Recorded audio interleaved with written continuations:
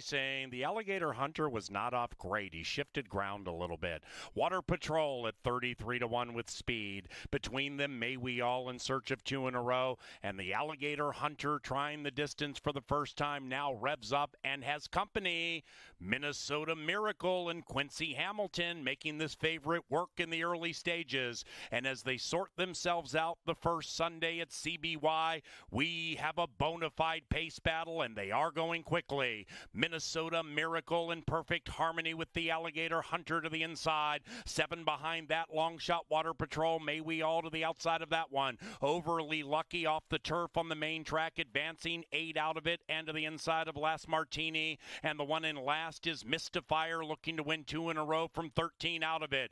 Minnesota Miracle, the Alligator Hunter. Minnesota Miracle, distance tested. The Alligator Hunter looking to win 4 in a row, and they are still locked in battle. Behind them is May We All. Water Patrol is shaken up hard, likewise for Overly Lucky and Last Martini, and nothing from Mystifier. And round about the quarter pole, these two talented Minnesotans continue to slug it out. The Alligator Hunter, seeing this turn for the first time in his career, he's locked in battle with Minnesota Miracle, and they're waiting around. They're in tightly. Right behind them, May We All and Water Patrol. Then it's Overly Lucky. The Alligator Hunter now roused by Quinones and shifted ground badly. Overly Lucky late with Minnesota Miracle. The Alligator Hunter gets the money for now.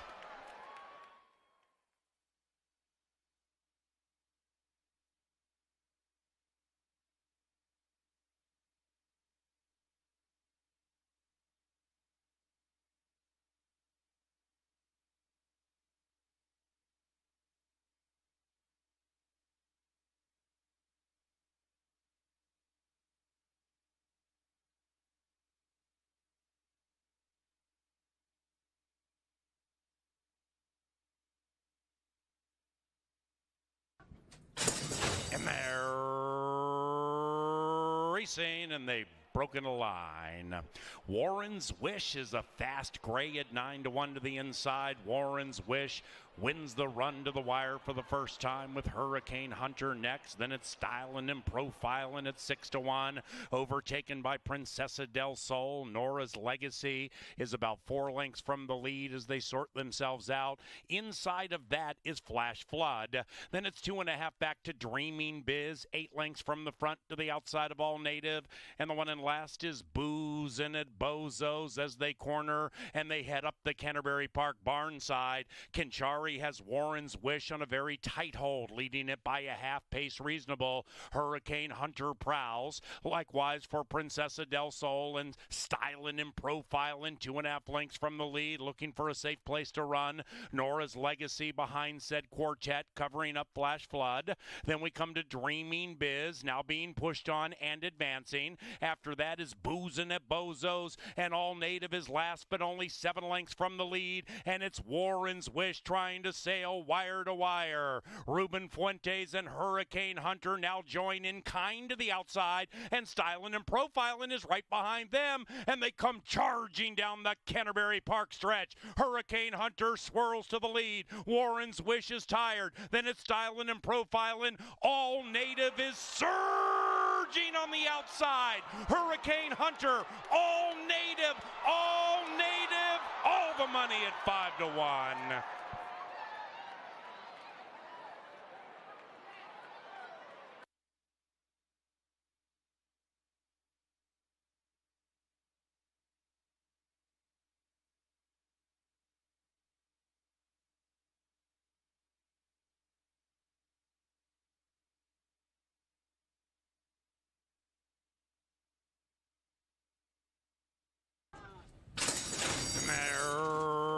Racing, absolutely impeccable start. And from the center, sweet as can be, comes blazing out. Liberty Flies can fly indeed. Then it's Baby B Mary. After that, Blazing Charm, the favorite filly, 5 from the front and to the outside of Coco Loco Mama. Then it's Just Splendid, splitting them. 2 packs of 3 as they head into the far turn. 5 lengths in arrears from that. Twilight Galaxy, wide and 9 out of it. To the outside of Lasting Influence. And the one in last is Gio's Little Angel. They're off the far turn, and Sweet as Can Be at 8-1 shows the way. Sweet as Can Be, Liberty Flies outside of that, Baby Be Merry. The leading man's all over Blazing Charm. She's closing in. Outside of her, Twilight Galaxy, 5 wide. 5 lengths clear from Coco Loco Mama. Sweet as Can Be means business. Sweet as Can Be still on the lead. Outside of that, Blazing Charm going by, Baby Be Merry. Sweet as Can Be, Blazing Charm with that pretty white face to the outside, seizes command, and Blazing Charm, the people's choice, prevails.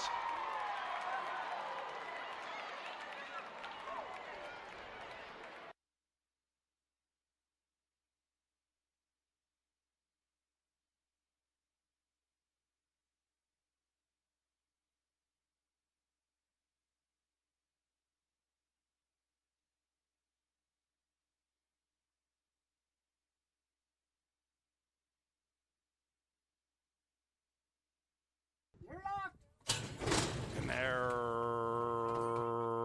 racing from the center. Drama Chorus with really good early speed at 9-1, and Drama Chorus and HOF Dean Butler looking to sail wire to wire. It's Drama Chorus by 4 with 1 lap to go. The Rich Veteran Giant Payday strides up alongside Brooder Bob. Inside of that is Shakes Creek at 3.5-1. Shakes Creek the gray just behind Brooder Bob.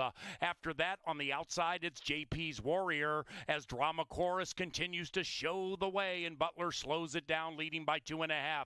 Zoe's Delight in search of 2 in a row. Rider as the Patriotic Colors, about 7 lengths from the lead, right next to the rail, and about to be joined by 2 their stablemates, and they're 7 lengths from what has become a dawdling pace. Drama Chorus has slowed this thing down beautifully into the far turn. Kid Frosty is next, and then we come to Chocolate Ice Cream. 9 lengths from front to back, and they're chasing Drama Chorus, making sweet music. Soul Alone on the lead. Brooder Bob is in second. After that, Shakes Creek sequestered. Giant Payday trying to make a giant move, but shoved on hard. Zoe's Delight's in a tough spot right now with nowhere to go. Then it's 2 by 2. JP Warrior heading the wrong way. The winning streak is over. Then it's Kid Frosty and Chocolate Ice Cream, and here they come, chasing Drama Chorus. It's Drama Chorus. Butler has ridden this one impeccably, and Drama Chorus has much left in the tank.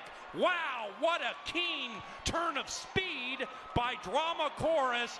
Dean Butler lulled them to sleep, and Drama Chorus took all the drama out of race 4.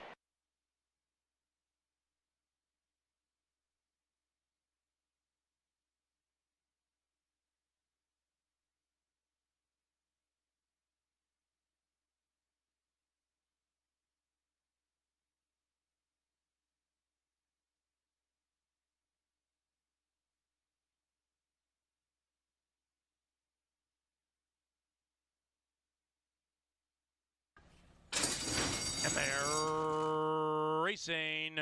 Deuce jumped out of the gate looking to be number 1. So did Kierkegaard on the inside. And Roman Farrow in his quest to win 2 in a row right up there near the lead. After that, it is Hard to Park. Prominent to the inside of My Dominator. Public Safety revs up. That's the 10 to the inside. After that, 5 back to Prince Leo. 10 from the front to the inside of Stone Secret. In the Canterbury debut, check that. Stone Secret beginning to move up. Smart Call is about 12 lengths from the lead and overtaken by Well Red, looking to win 2 in a row. They are off the far turn, and Kierkegaard leads it from Roman Farrow. Deuce is next to the outside of Public Safety. 5 after that, it is Stone Secret, about 9 lengths from the front, and round about the quarter pole. They are chasing Kierkegaard at 12-1. It is Kierkegaard from Roman Farrow. Deuce is struggling and dropping out of it. Inside of that is Public Safety. After that, we come to My Dominator into the final 150. It's Kierkegaard. Kierkegaard puts 3 on the field, and the upset is on with Kierkegaard. 2:10.7, race 5.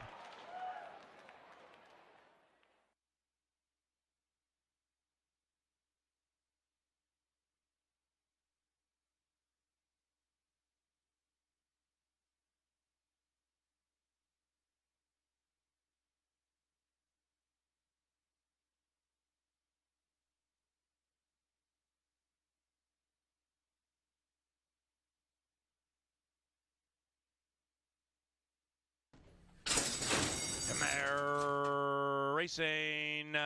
Take Charge Patty came off okay, but so did Pink Channel. And between runners, KB's Mint in her turf debut. She grabs the lead at 17-1. Then we come back to Bail Dawn, who's to the inside of Smoke Bossa Nova. Bruce's Girl already 10 lengths in arrears, and Bright Side of Life. In her turf debut, she is last. And around the corner they go, and the pace battle ensues between 4, 6, and 7. It is Pink Channel to the inside of KB's Mint, and they're joined by Take Charge Patty making her Canterbury Park debut. And at 4 to 5, Take Charge Patty is taking charge with 5/8 to go. 7 lengths behind that to Bailed On. Then we come to Bruce's Girl. Right behind that one is Smoke Bossa Nova, and Bright Side of Life continues to whip them in, and they zing into the far turn, and Pink Channel had to suck out of that 3-horse pace battle, and it's Take Charge Patty to the outside of KB's Mint. Then we come back to Bailed On. Bruce's Girl is running on. After that, Smoking Bossa Nova and Bright Side of Life. Take Charge Patty 0 for 19, hoping today's the day. Take Charge Patty desperately trying to put away KB's Mint. Bruce's Girl and Pink Channel jump into action on the outside, and Bailed On's right behind them. Here comes Bruce's Girl to swoosh right by them all. After that is Pink Channel, Bright Side of Life, but Bruce's Girl is a maiden no more. Bruce's Girl grabs the money by 2.5. Second, Smokin' Bossa Nova at 25-1.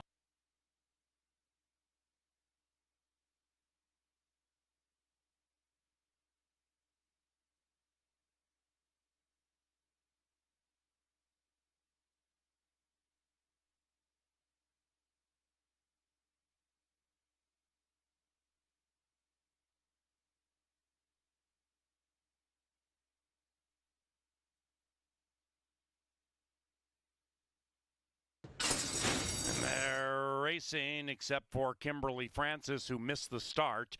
Quincy Hamilton's right foot came out of the stirrup, but now he has it back in. But Kimberly Francis is far out of it. Meanwhile, Missy into Mischief, very fast around that first turn. Missy into Mischief goes quickly, and Barry Good was just in tightly, having to check off the heels of Missy into Mischief outside of that spun line. Then we come back to Gemstone Gal about 4 lengths from the front, and as they head up the barn side, we have 3 abreast, and on the inside, Missy into Mischief has now been passed by a headstrong Very Good.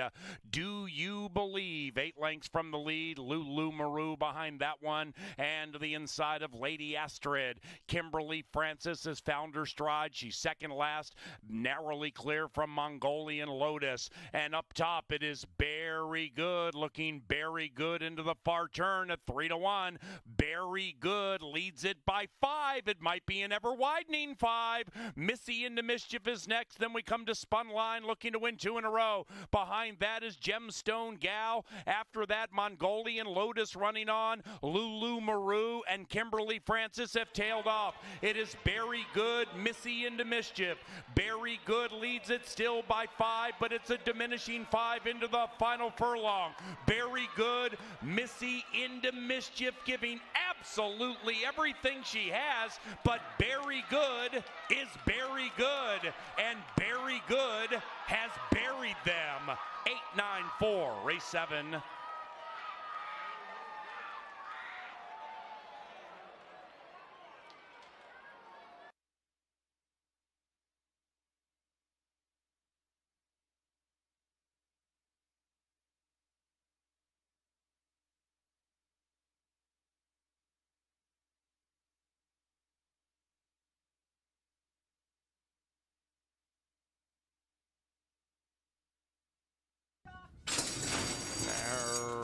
Racing.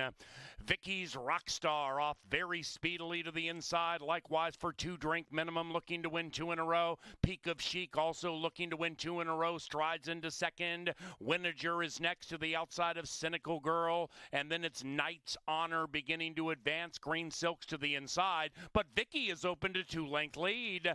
Tis Tenacious third last, running away from Cynical Girl. And after that we have Faded Rose. Cynical Girl has gone back to last at 2-1. Something's going to miss at this stage with Cynical Girl.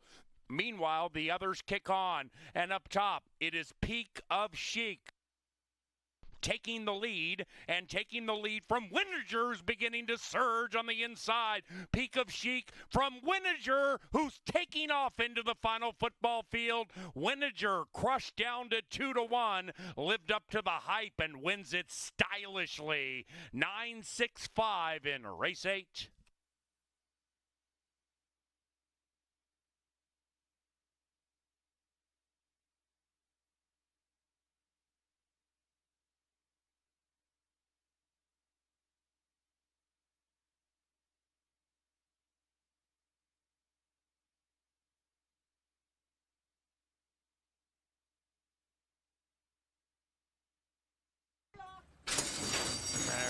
Racing Devoted to You came out very sharply, and so did Hot Artie on the outside. And at 4.5-1, Hot Artie looking to get down to the inside safely and with the lead. Devoted to You and Hillbilly Charm firing. After that, it is Emmett Cat purring up to the outside. Then we come to Boom Truck. Boom Truck is the one advancing 4 lengths behind Hot Artie. Next to that one is Has the Glory. Then it's our Deja Vu, and Governor Goofy's running on from 9 lengths out of it. Artie opens up by 2. On a hot Sunday, it's Hot Artie leading it by 2.5. Devoted to You on that class drop is in second. Emmett Cat's beginning to lose some ground, likewise for Boom Truck. They have a 1/4 mile to travel, and it's Hot Artie and Luis Negron trying to upset Devoted to You. Then it's Emmett Cat, Boom Truck, and between them is Has the Glory. Devoted to You is attempting to attack Hot Artie on the inside. It's Artie from Devoted to You. 75 yards to go. Devoted to You. Hot Artie re-breaks and wins. Hot Artie turned away the favorite and got the money.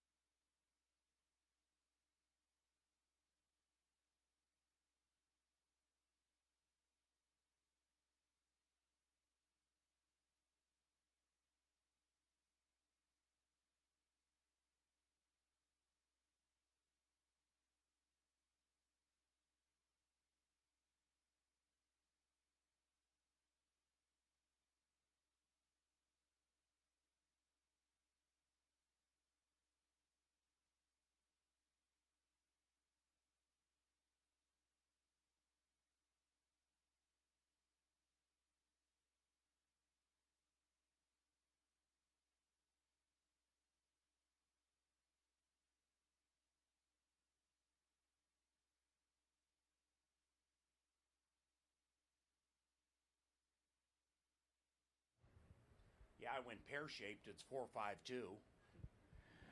Good afternoon, ladies and gentlemen, and welcome to Canterbury Park. 12 for you today. Fast main track and program changes, and here they are. Now, in the second race, those of you with programs, it indicates the turf rail is 20 feet out. It's actually 10. Our turf rail is set at 10 feet out. In race 2, scratch number 5, Royal Privacy.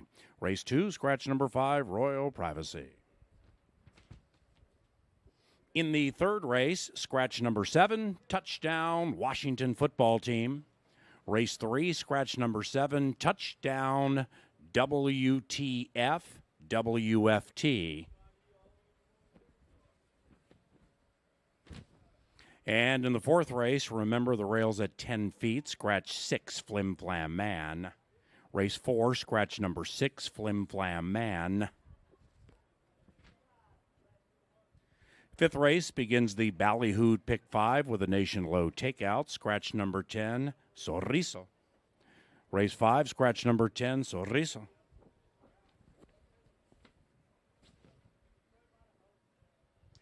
And in race number 6, beginning a not quite as ballyhooed 50-cent pick 4, turf is firm, people. Turf is firm. Rails at 10, scratch 7 yesteryear. Race 6, scratch 7 yesteryear. Seventh race, put that rail at 10. In tonight's 8th race, scratch numbers 5, Tikatoy, and 6, Surely a Legend. Race 8, scratch numbers 5, Tikatoy, and 6, Surely a Legend. And in the 9th race, scratch number 7, Smokin' Policy. Number 2, Joe Jackson, stepping out with Luis Negron. Race 9, number 2, Joe Jackson, ridden by Luis Negron. And scratch number 7, Smokin' Policy. And as we whip through these program alterations like a certain announcer Corgi Day with lineups, races 10 to 12, clear of change. Fast and firm, welcome to the races.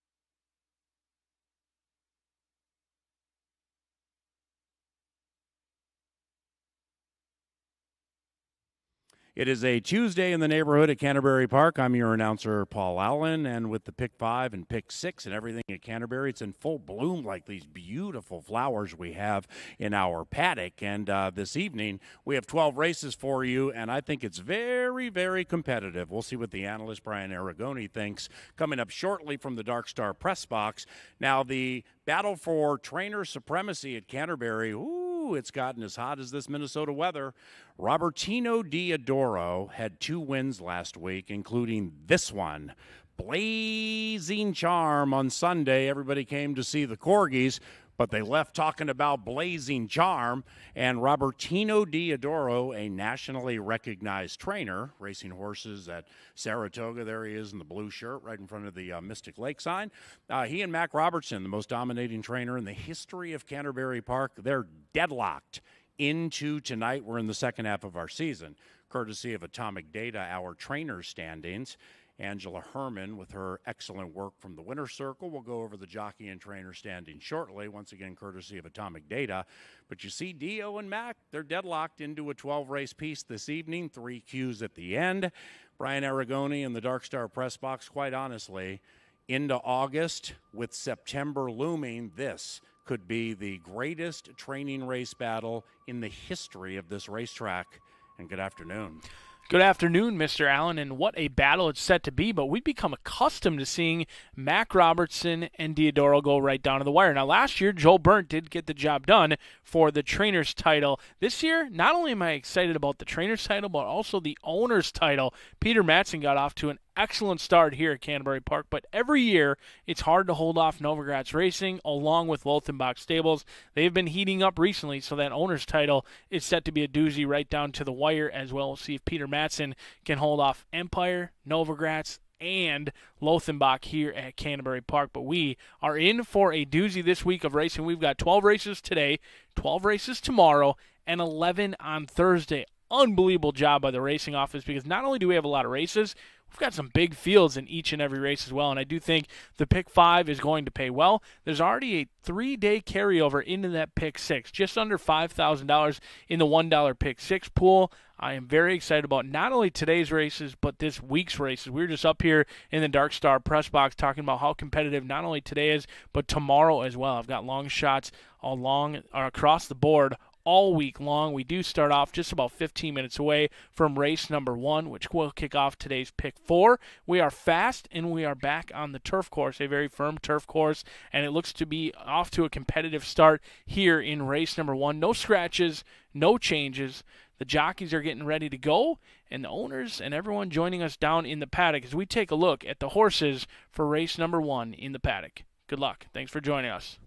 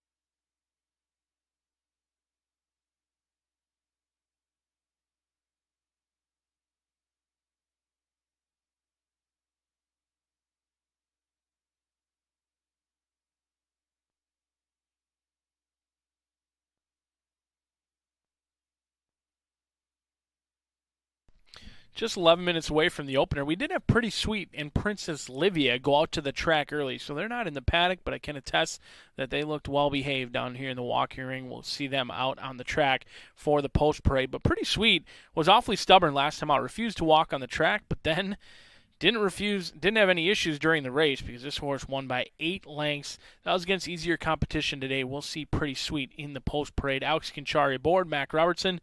There was no issues in the paddock. We'll see how she handles herself out on the track for Pretty Sweet, who did have issues last time, but on the board at 9-1. Very surprising at the price on Pretty Sweet, who ran a game race last time out, and the numbers certainly fit against this group. The 2 is Princess Livia. Alonzo Quinones gets the call in here for Tim Padilla. This one was working consistently in March and April, but then had a gap in those workouts from April all the way until June. Not ideal for a layoff off of a claim. Claim this one for $12,500. Despite the layoff, they are protected in this spot, so they certainly don't want to lose Princess Livia for Larry Cronin. We'll see if Princess Livia can make it 3 in a row, the wild card of the field on the board at 3-1. The 3 is Someone Said So. Rye Eckleberry gets the call in here for Cody Rosine off of a 6th-place finish last time out. This one got hammered late at the windows. Went from 6-1 to 3-1 in one late click, and unfortunately, whoever hammered it that day was the nail and not the hammer, because this one simply did not fire. I don't think Someone Said So wants anything to do with 2 turns. Gets back to the sprinting distance today, which should much be preferred for the 3-year-old filly, who does take on older in this spot. We'll see if Someone Said So can get back in that nice form she showed earlier in the year at Canterbury. 11-1 on the board. The 4 is Ice Pop. Here's where my money lands, and I was talking to the Oracle up here in the Dark Star press box. He fancies Ice Pop quite a bit as well. Luis Negron, Robertino Diodoro, 7 for 16. How do you not love her? She is going to be skinny for a win wager, but she is your most likely winner on the card, in my opinion. We'll see if she can do so again, looking for 5 wins in a row. The 5 is Ornamental Iron. This one dove into the claim box last time out for Chris Richard. Lindy Wade gets the call. Our leading rider on the board at a juicy 9-1, and the 6 rounds out the field. It's Remarkable Charm. Trainer's first start at Canterbury this week, and the horse ships in from Columbus. We'll see if Remarkable Charm can go up in class, but continue to stay in the winner's circle. 15-1 on the board, but I'm going to try Ice Pop. We'll take you through that pick 4 coming up here shortly. Good luck.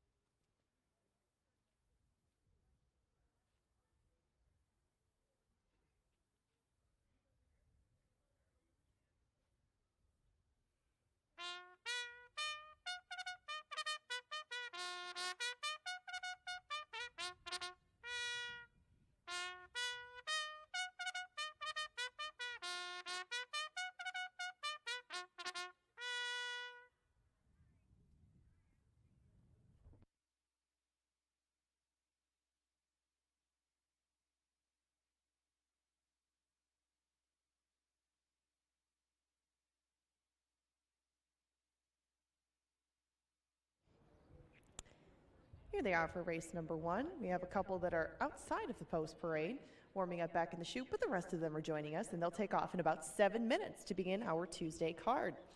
It's 2 for 1 Tuesday. Thank everybody for joining us. You did get a little discount coming in the door if you brought more than yourself. Hot dogs and Budweisers and Bud Lights are also 2 for 1 for the rest of the night. Check out all the deals for 2 for 1 Tuesday at the bar, at the concession stands, and hopefully get a little money along the way. There's lots of opportunity with 12 races tonight. We have 9 thoroughbreds, 3 quarter horse races, and please note that for the turf races, the rails are at 10 feet. If you have a form that's published that says that they're at 20, they are at 10 tonight. That's a firm turf course and fast dirt. We've got a few pick fours tonight. They'll start here in the first. Brian Aragoni will take you through that sequence. The 6th and the 9th are coming up later in the card, the 9th incorporating 3/4 horse races in addition to that 1 thoroughbred. No carryovers in the pick 6 or the pick 5, but those are both 10% takeout wagers, and the pools have been phenomenal all year, especially in that pick 5 that kicks off in the 5th. The dollar pick 6 will start in the 4th. And in addition to all the 2-for-1 deals, if in this first race Ice Pop wins, she is your current 3-5 favorite. It's 2-for-1s from Grey Duck for the rest of the day. She's the first gray of the day, and if she does win, you can have 2-for-1 cocktails, compliments of our friends at Grey Duck for the remainder of Tuesday. As I mentioned before, Brian Aragoni, local sharpster, gets his pick 4 skills honed in this first race. I'm sure he'll start it out with Ice Pop in there. If she's not singled, probably won't use too many more, as she is the Budweiser Hammer Time. 3-5 on the board for Ice Pop, who looks to keep a long win streak going. In fact, she is going for her 5th in a row. The daughter of Kiewat Nice has been on fire at this meet, and she is Brian Aragoni's Hammer Time. He's very good at putting together these horizontal sequence tickets. He's about to take you through the first one of the day in the 50-cent pick 4. It'll take off in 5 minutes. Good luck, Brian. Give us a winner. Thank you, Miss Angela. And the Hammer Time is going to be the single in here with Ice Pop. But speaking of pretty sweet, that's a horse we discussed in the paddock who was freezing up before the race last time out, and I can attest she went onto the track nicely, but once on the track didn't seem to want to move again. However, this one did the same thing last time and won by 9 lengths. We'll see if Pretty Sweet can duplicate that performance, but it's awfully tough when you refuse to go to the gate or walk to win the race. And 7-1, it seems like a fair price on a horse who ran pretty competitively last time, but certainly has some issues leading up to the race. But I think Ice Pop is certainly the one to beat. 3-5 on the board. Luis Negron in here and faces similar competition. This one has just been finding the right groups, always runs protected. They got that $7,500 claiming price at Turf Paradise, eligible for this spot, and certainly tough to beat. 7 for 16, 5 for 8, and 2 for 2 here at Canterbury. I think Ice Pop is the one to catch to cash, and she doesn't necessarily need the lead, but she is in good form for the gray mare who loves to win. Going to be the single for me, but it's going to be skinny for a win wager at 1-2. Race number 2, I think it looks to be a 2-horse race, but they both have a ton of speed. But I think they can go as fast as they want. That's just a fact. Jack can't go much faster than they did last time. 43-3, stopping the clock in 55.83 in Chessmaster. Right down on the inside, Lindy Wade. They don't get the preferred post. They do have the shortest way around the track, but down on the inside with speed on the outside could be a little bit tricky. But I think Chessmaster, and that's a fact. Jack, too fast, too much class against this field, and they should play Catch Me If You Can on the front end. Race number 3, we'll go back to the main track, 6 furlongs in here. This is where you could potentially catch a little bit of a price. Zorich, 4-1, Carlo Lopez, Robertino Diodoro. You don't see those connections very often going off at an overlay, but 2 for 29 with Zorich. Otherwise, Blaine Bishop and Florida Two-Step look to be in that field in race number 3. Race number 4, 1 mile and 70 yards on the turf. This is where the value is going to have to come. We did go skinny in the first 3 races, and hopefully there is some value down on the inside with Runaway Harry, Rye Eckleberry, Tony Ringstorff trying the turf for the first time at 6-1. You've also got Soul Coaxing, Quincy Hamilton picking up the mount for Mac Robertson. They don't ride together very often, but they have been successful in the past when they have. It's going to be a $15 play to kick off the day, right? And hopefully it's in the right way. Pick 4 coming up just 2 minutes away from race number 1 on the opener out here at a beautiful Tuesday where we are fast and firm. Good luck.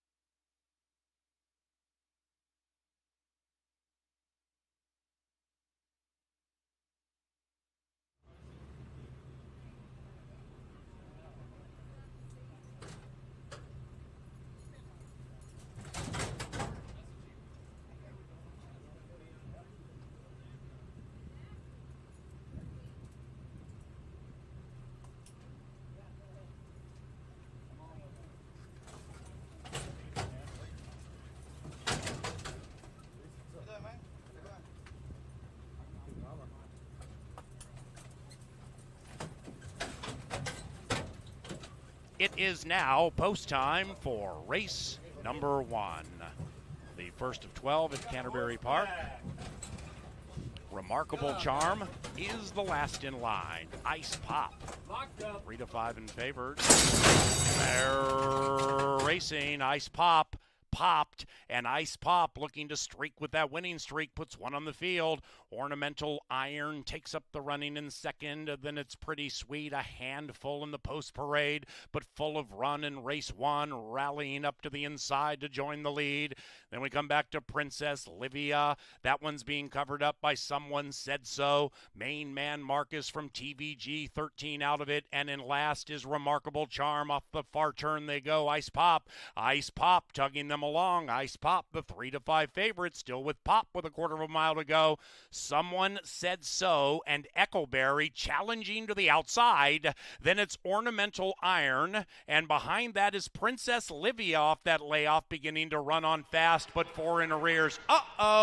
Ice Pop is a beaten favorite, and Someone Said So at 8 to 1 streaks away from Ice Pop. Then it's Princess Livia. Someone Said So indeed. 8 to 1 to begin festivities.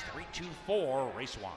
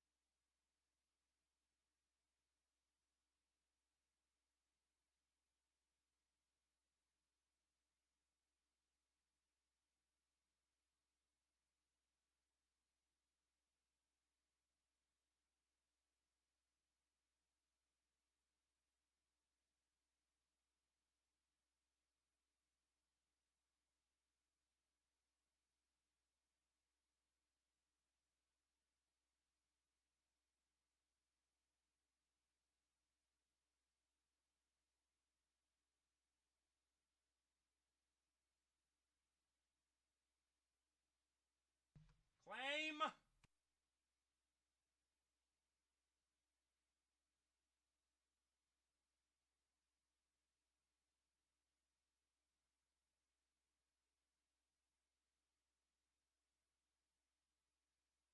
The first race is official. 3-2-4-6. We had a claim. Number 5, Ornamental Iron, was claimed by Jose Silva Jr. He's the owner-trainer. Number 5, Ornamental Iron, Silva Jr., 12-5. Big Superfecta to start, $73 for a dime. Exacta, $53. Trifecta, $58.60. Second race, firm turf course. Take note, disregard the turf rail setting you see in programs. It is set at 10 feet. Race 2, that rail, 10 feet. Scratch 5, Royal Privacy.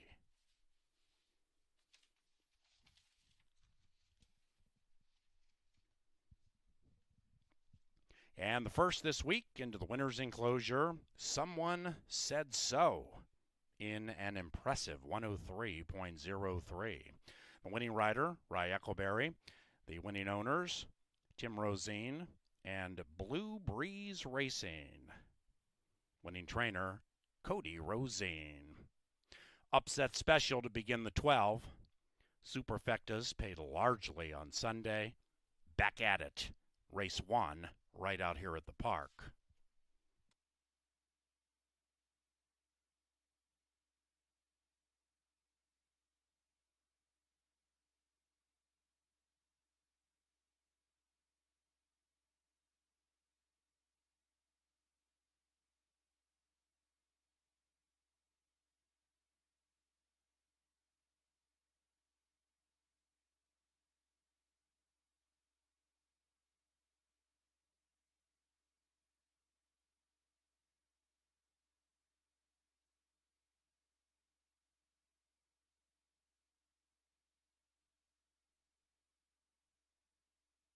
And they're racing. Ice Pop popped, and Ice Pop, looking to streak with that winning streak, puts one on the field. Ornamental Iron takes up the running in second. Then it's Pretty Sweet, a handful in the post parade, but full of run in race one, rallying up to the inside to join the lead. Then we come back to Princess Livia. That one's being covered up by Someone Said So. Main man Marcus from TVG, 13 out of it, and in last is Remarkable Charm. Off the far turn they go. Ice Pop tugging them along. Ice Pop, the 3 to 5 favorite, still with Pop with a quarter of a mile to go. Someone Said So and Echoberry challenging to the outside. Then it's Ornamental Iron, and behind that is Princess Livia off that layoff, beginning to run on fast, but 4 in arrears. Ice Pop is a beaten favorite, and Someone Said So at 8 to 1 streaks away from Ice Pop. Then it's Princess Livia. Someone Said So indeed. 8 to 1 to begin festivities. 3-2-4, race 1.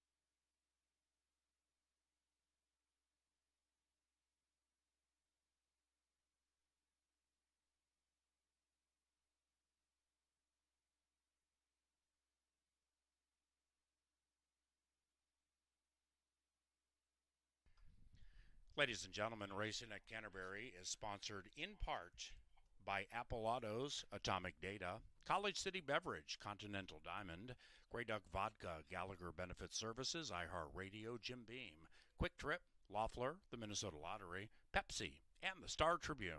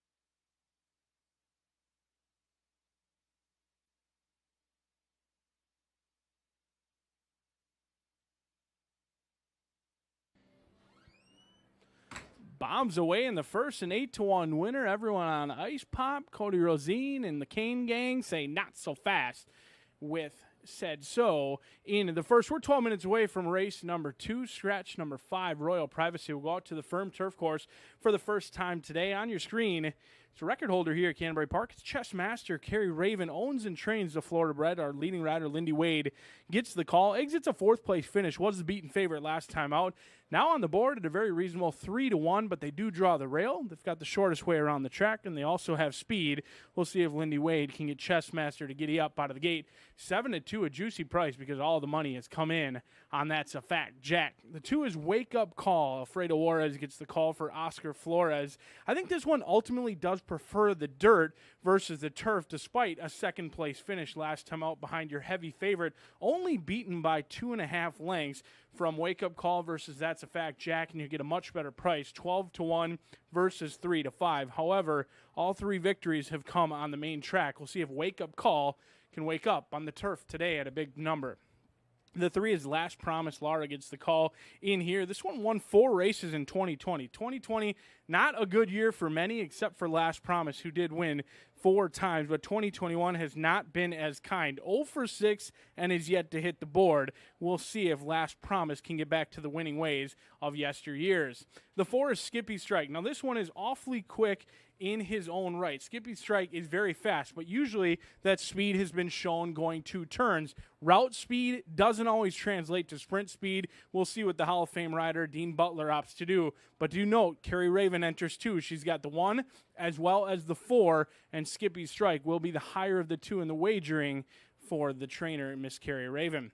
The 6 is Keller's Gold. Keller's Gold gets the call in here. Luis Fuentes going to be the rider. This one, Dam, was unraced. This will be the first time Keller's Gold tries the turf. The breeding, not necessarily there. 0 for 6 on the turf with the siblings, and the Dam was unraced. We'll see if they are lucky in trying the turf in start number 36. 35 races, all of them have come on the main track. Today will be the turf debut for Keller's Gold. On your screen now, it's the good-looking gray. There's no doubt about it. That's a Fact Jack. Is going to be difficult to beat. 3-5, now 4-5. Rye Echoberry gets the call for Greg Tracy. But the thing that swayed me to Chess Master, Lindy Wade had the opportunity to ride both. He won on That's a Fact Jack. He finished 4th on Chess Master, but he stays down on the inside. Rye Echoberry happy to pick up the mount on That's a Fact Jack, looking for 2 in a row. And on the outside, it's Ray's Angel. Scoop dove into the claim box last time out for $20,000. That was on the main track. They deserved to win that day. It was an awful photo finish for Ray's Angel. They'll try the turf where he's 1 for 2, 8-1 on the outside. But right now, the money going between Chess Master and That's a Fact Jack. Something's got to give as they'll take to the turf course for the first time. Coming at you next.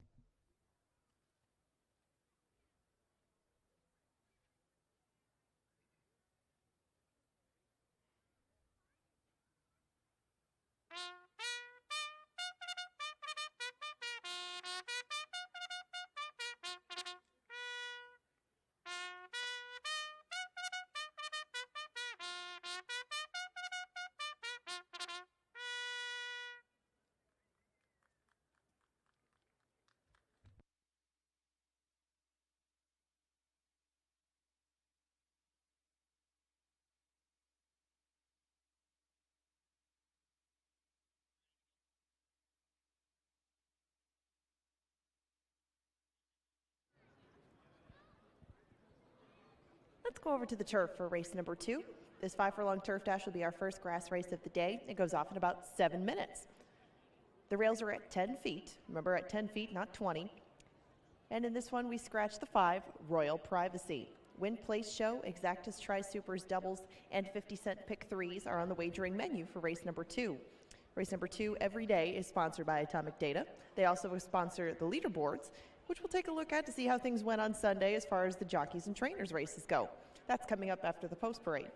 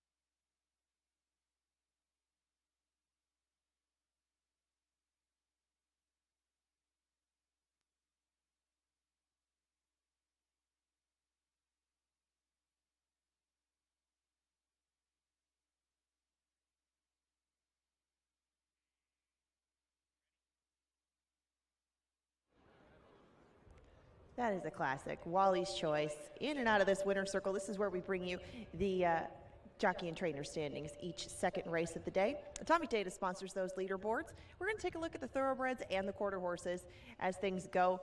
There were some differences that were made on Sunday. A couple of wins picked up by a couple of different riders. Luis Negron and Alex Kinchari each picked up a pair on Sunday, but Lindy Wade continues to lead the way with 5 wins over Alonzo Quinones. Rye Eccleberry, who won the first, it's 4 behind him. He's got some very live shots today, but you see the 2 at the bottom of that list, Alex Kinchari and Negron, picking up a little bit of ground on those leaders on Family Day. Now, as far as the trainers go, Paul mentioned it in the opening. Robertino Diodoro and Mac Robertson locked up at the top. They both had horses in the first race, but neither one came out victorious, so that tie remains. Mac Robertson did win a pair, as well as Joel Burnt on Sunday, and it was notable, like Brian pointed out, they were for Novogratz and Loeffenbach. Both of those two, just 1 win behind leading owner Empire Stables going into today. That is becoming a more contentious race as the year goes on. The quarter horse standings, Edwin Escobedo and Jason Olmstead pulling away from their competition. They've been very consistent all season long. 5 wins separating Escobedo and Valenzuela and Nick Goodwin, but Jason Olmstead 11 ahead of Tyler Stein and Ed Ross Hardy. It has been a good season for them both. We'll see. We have 3 quarter horse races coming up at the end of the day. We'll see how things will shake out in those standings after all is said and done after our 12 race card. Thank you to Atomic Data for sponsoring those leaderboards. Lots of opportunity for change yet again on this Tuesday card.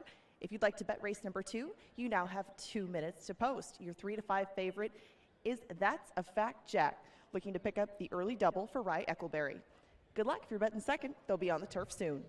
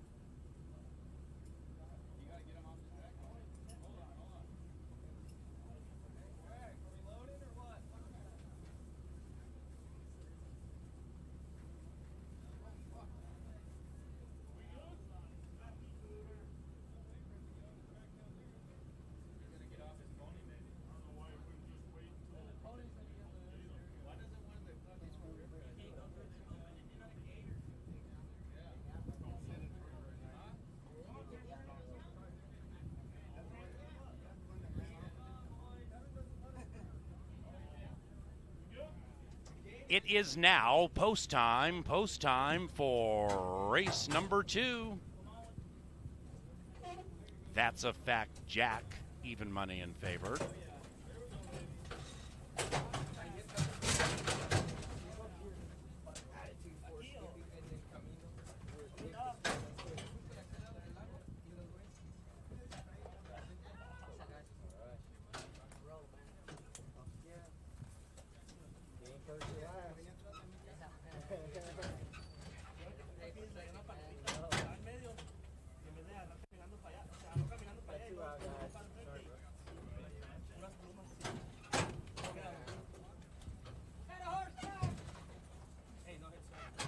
Ray's Angel last in line. Race number 2. And they're racing in the Clayton Keller Hat Trick Classic. That's a fact. Jack looks to win 2 in a row. That's a Speedy Gray. Ray's Angel is the Minnesotan taking up the running in second. Chess Master is 2.5 lengths from the lead and about 4 clear from Keller's Gold. Then we come to Wake Up Call, 7 from the front, 3.5 clear from Skippy Strike. And the one in last is Last Promise, living up to the first part of the name, 13 lengths from the front. And the front belongs to That's a Fact. Jack, still held together sweetly by Eccleberry, looking to sweep the double. Chess Master and the leading man angle to the outside, and Ray's Angel is in third. After that, Wake Up Call, and Skippy Strikes running onto the inside. That's a Fact, Jack. Chess Master looking for checkmate. Chess Master passes. That's a Fact, Jack. Indeed, Chess Master, checkmate.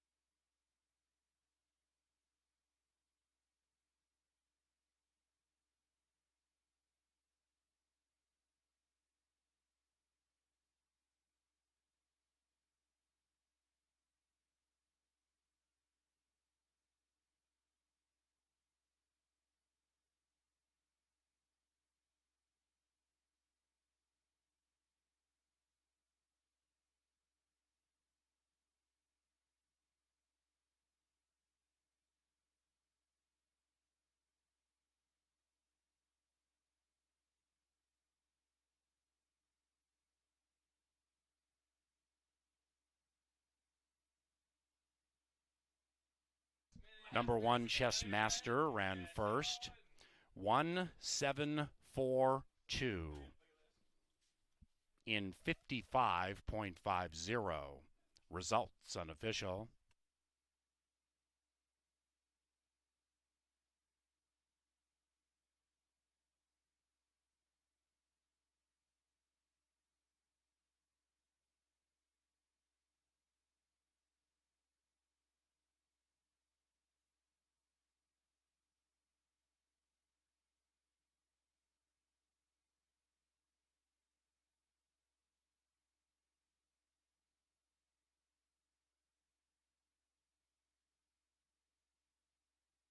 The second race is official.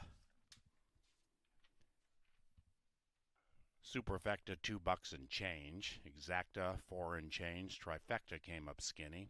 3-1 double, $27.50.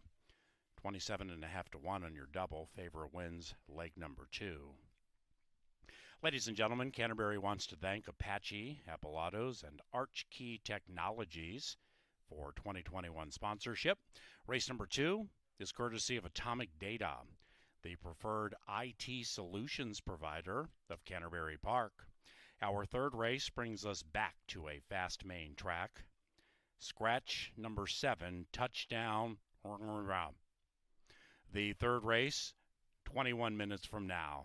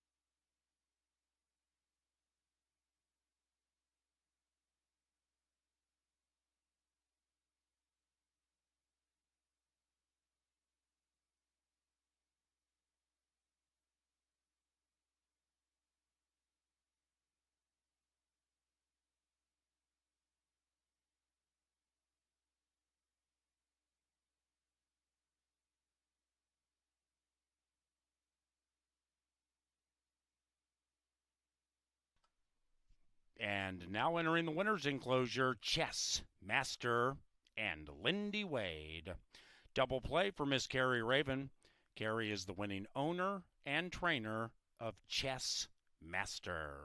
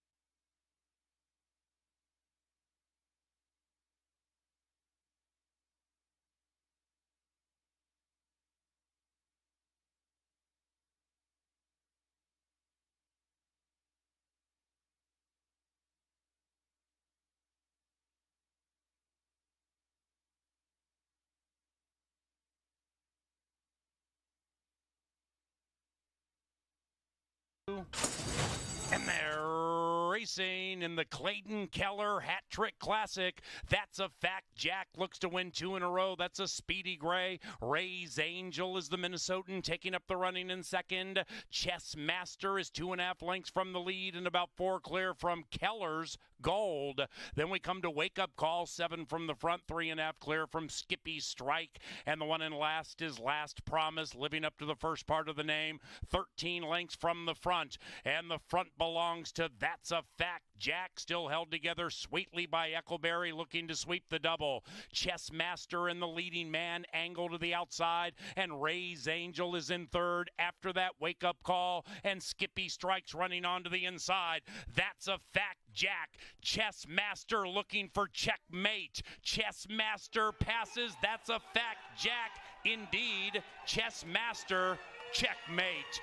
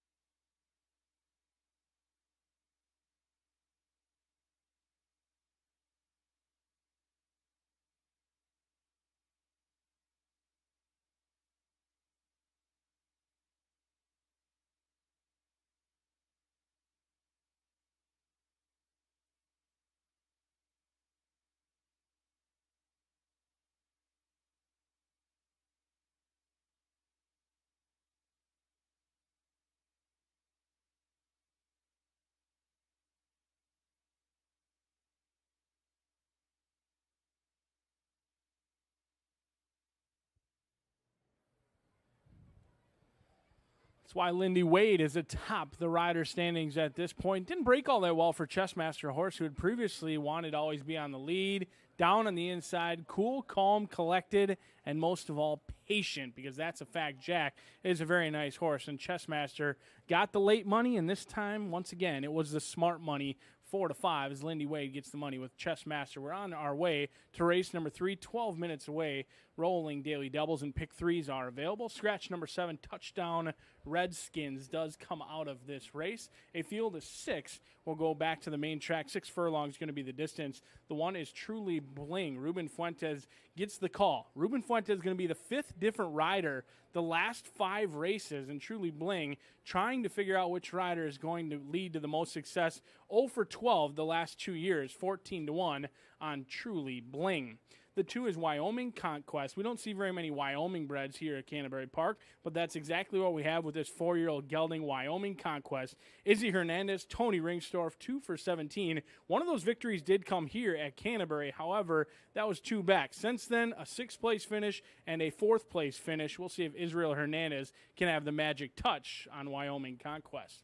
The 3 is Sizzling Evening. Leslie Mowen gets the call for Ty Garrett. 2 for 26, 0 for 7 in the exacta so far this year. But this is going to be 3rd start off the layoff, and the horse has been improving. The numbers are improving for Sizzling Evening. A 4th place finish, then a 3rd place finish. We'll see if they can continue to go in the right direction at a decent price, 11-1. But on your screen now, it's the good-looking Florida Two-Step, who is handling the heat here at Canterbury Park very nicely. I like the way Florida Two-Step looks down here in the walking ring, showing good energy, but not too much energy. Lindsay gets the call for the Hall of Fame rider, Dave Van Winkle. This one kind of ran a unique race last time out. It's not a horse that's necessarily going to always be on the lead or come from off of it. It's got a unique style. Florida Two-Step, very hard to explain, but 2-1 right now because 3 horses vying for favoritism, and one of those is Blame Bishop, who has been in good form. The Minnesotan does take on open company, but has been in career best form the last 3 races. He deserved to win last time out,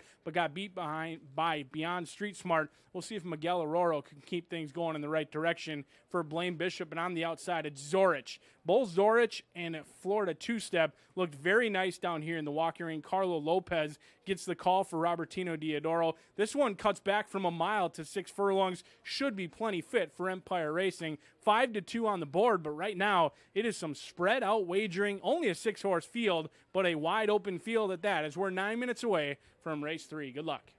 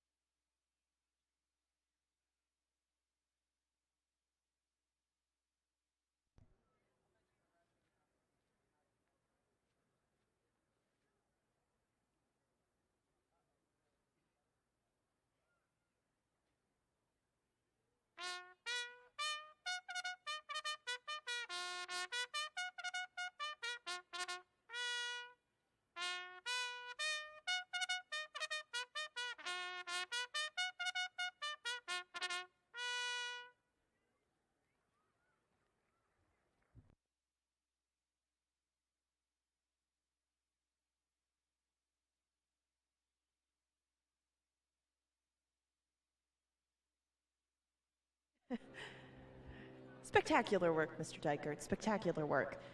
We're 7 minutes away from race number 3. The field's now made their way onto the track. Why wouldn't they follow that bugle call out here? Scratch the 7, as Paul so eloquently put it. Touchdown Washington football team. Yes, the 7 is out of here. He'll find a way to verbally mix this one up. And if you want to get your opinions in on that in the future, check out Twitter. We have a field of 6 going to post for race number 3. 6 furlongs is the distance. The wagering options are win, play, show, exactas, tries, supers, doubles, and 50-cent pick 3s. At the moment, your favorite is Florida Two-Step at even money. And the third race is sponsored by Bud Light Seltzer. It'll again take off in 7 minutes. Good luck.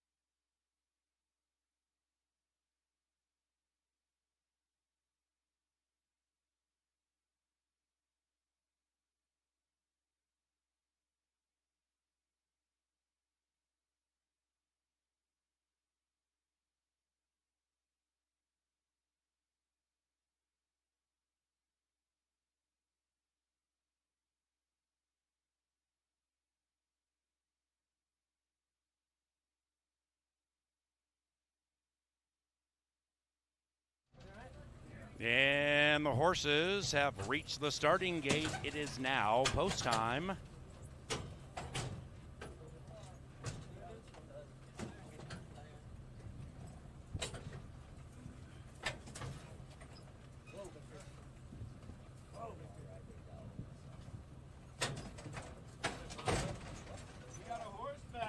One out. Zorich, last in line. Locked up. And they're racing, and they've broken a line. And as they skirt up the Canterbury Park backstretch, Truly Bling at 1,000,000 to 1 flashes speed. Wyoming Conquest at 6-1 grabs the lead. Florida two-step on the class drop right outside of them with Blame Bishop, and they are joined by Zorich. Then it's Sizzling Evening just 5 lengths from the lead, and the six-pack heads into the far turn. They are chasing Wyoming Conquest, who gets clear. Wyoming Conquest 1.5, and now Izzy pushes the button on that 2. And Wyoming Conquest opens up by 2.5 lengths. Florida two-step needs to give more. Likewise for Zorich. Then we come back to Sizzling Evening. Truly Bling about 7-8 lengths from the lead. Blame Bishop has tailed off to last at 8-5. And they're charging down the Canterbury Park stretch. Wyoming Conquest desperately trying to hold on. Florida two-step is looming. Then it's Sizzling Evening to the outside at 10-1. Florida two-step, Wyoming Conquest locked in, battle down to the wire, but Florida two-step gets to dance in the winner's circle.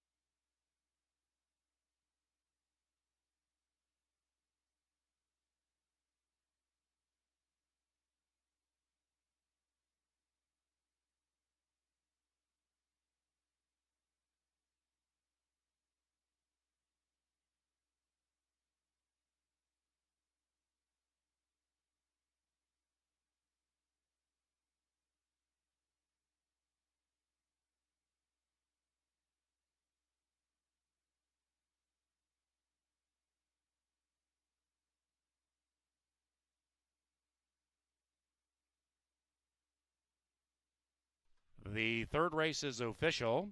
Now entering the winner's enclosure, Florida two-step. And Chad Lindsay, the winning owner, Pete Matson, and the winning trainer, DVW, David Van Winkle. Florida two-step. about $50 for the first pick 3. Exacta, $19.50. Trifecta, $42.60. 10-cent superfecta, $18 and change. 1-4 double, $6. The third race is, make that the fourth race is 20 minutes from now. Our third was provided by Bud Light Seltzer. Now the fourth race is provided by Jim Beam. And in the fourth race, back to a firm turf course, the rail is at 10 feet. Our rail is at 10 feet. Scratch number 6, Flim Flam Man.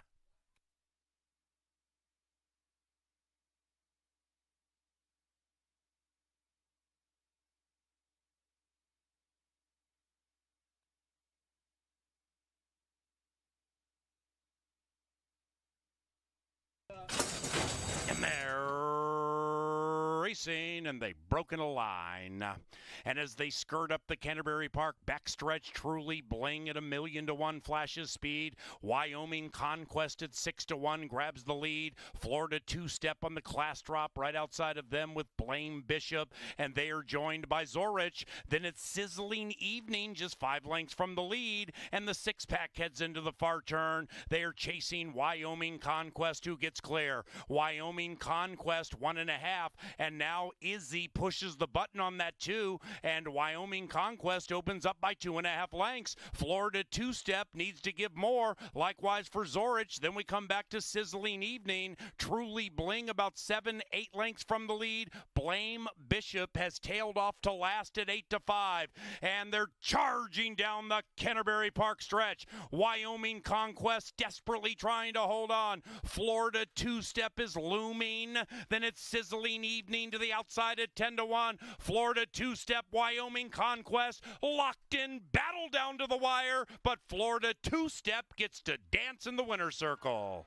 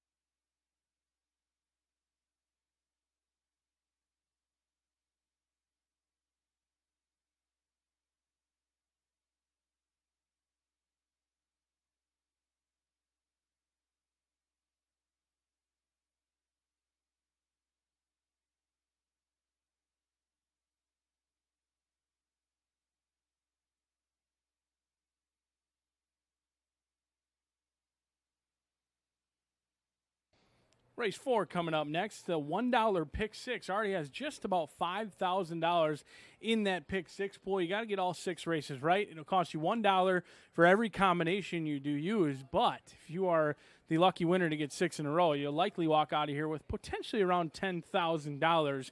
We'll see if anyone can do it. No one's been able to do it the last 3 days. Scratch number 6, Flim Flam Man, comes out of this spot, leaves us with a field of 8 set to go to the gate on the turf course. A mile and 70 the distance. Everyone is on Runaway Harry. I looked up and down the consensus picks. Myself, the announcer, Star Tribune handicapper, Bruce the Meyer, the Oracle, loves Runaway Harry. The breeding is certainly there for 2 turns on the turf. Should absolutely love the switch to the sod. And this one's bred up and down to handle the turf. A half to Lady Hideaway, who does have 2 wins here at Canterbury Park so far this year. The siblings winning at 32% on the turf. But I like this horse a lot better at 6-1, not as much at 4-5. There's not a whole lot of value when a horse gets bet down this way. When others zig, it's better that you may want to zag. 4-5 on Runaway Harry. The 2 is Soul Coaxing. Quincy Hamilton and Mac Robertson looking to team up for a win in here. They exit the same race as Coastal Waters and A Rose for Raven. In fact, they went off favored in that spot at 7-5.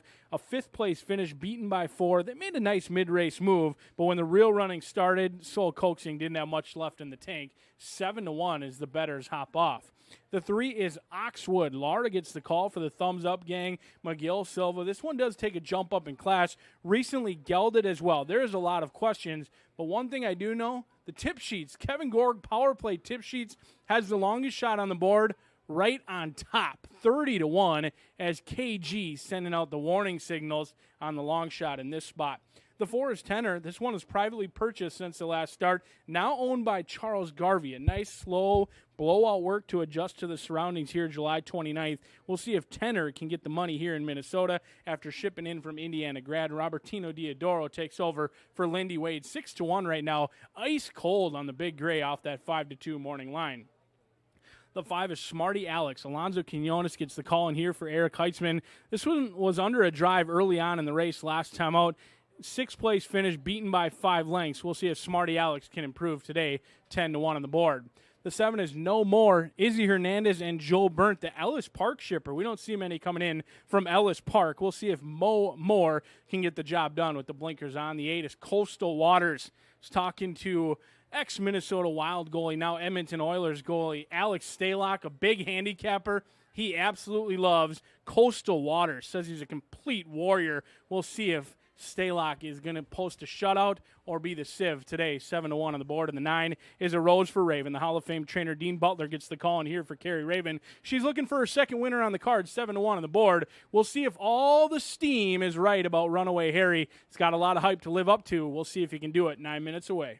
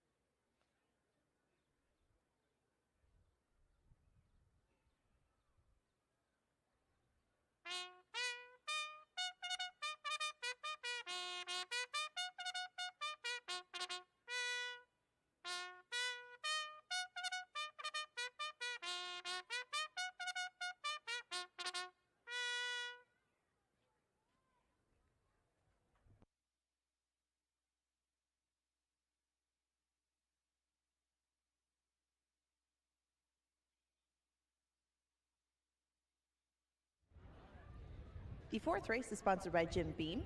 We will return to the turf course and go 1 mile and 70 yards. Someone is going to be a winner for the first time after the 4th. Your 6-5 favorite is the one that just passed us by. He's the rail running Runaway Harry. Scratch the 6 Flim Flam Man out of the 4th. If you'd like to wager on this one, Give a try to the dollar pick six. It's 10% takeout wager. If you're not interested in that, you can do pick threes, doubles, exactas, trifectas, superfectas, or win, place, and show if you so inclined. Very good vertical sort of race in here with a field of 8 headed to the turf. And again, this one is sponsored by Jim Beam. And if you are here for the horses, but you want to listen to some of the music, I mean, I know you heard Lynn Diker. The musical stylings are untoppable, but we do have tickets on sale right now for the Canterbury Concert Series. There's a number of acts that might tickle your fancy, including Steve Earle and the Dukes, Robert Cray, Daughtry, Government Mule, and Blackberry Smoke. Lots and lots of different options, all available with more information online. Tickets are available on our website as well, CanterburyPark.com. If you liked the corgis, if you like any sort of dog racing, we have a lot of it coming up on all of our Family Day Sundays. This Sunday is Basset Hounds. We have 6 heats, 3 different races in between. You can still register online if you'd like a Basset Hound. If you have a very speedy Basset Hound that you'd like involved in the mix. Our first race is at 1. We got pony rides from 12:30 to 4, and all the usual Family Day activities on Sunday along with those Basset Hounds. Now, if that's not your thing, if you'd like to get involved in tournament play, we have a new contest that just got added recently. It's the Made in Minnesota Breeders' Cup Betting Challenge Big Ten Feeder Contest. It's a $300 buy-in, $200 is the bankroll, $100 is the entry fee, and that's on Wednesday, August 18th. But in the meantime, you can still buy entries into the Super Satellite Contest each weekend for $10 a piece. Any of that information, all the rules available at CanterburyPark.com. And one more thing. If you want to find out how you can maybe get a little edge in some of those handicapping contests, come to summer school. Get the down low from Kevin Gorg. Get every piece of information he can give you, including his power play tip sheet, an instructional seminar on the races, a free beverage, and more. That's all for $15. It goes from 6 to 8 p.m. tomorrow night. And you also can go on August 11th. Lots of opportunities to pick Kevin's brain coming up this summer, including simulcast Saturdays. All of that information and everything that I've just gone through. More details available at CanterburyPark.com. Up on the screen right now, you saw the Continental Diamond in the rough. Everybody's found him, though. Runaway Harry is your 2-1 favorite right now, making his second start for Tony Rengstorff. Not always the most lethal angle from this barn, but he ran so well first out, and there isn't a bunch of speed in here. That's who Brian Aragoni fancies as the Diamond in the rough in race number 4 with 5 minutes to post.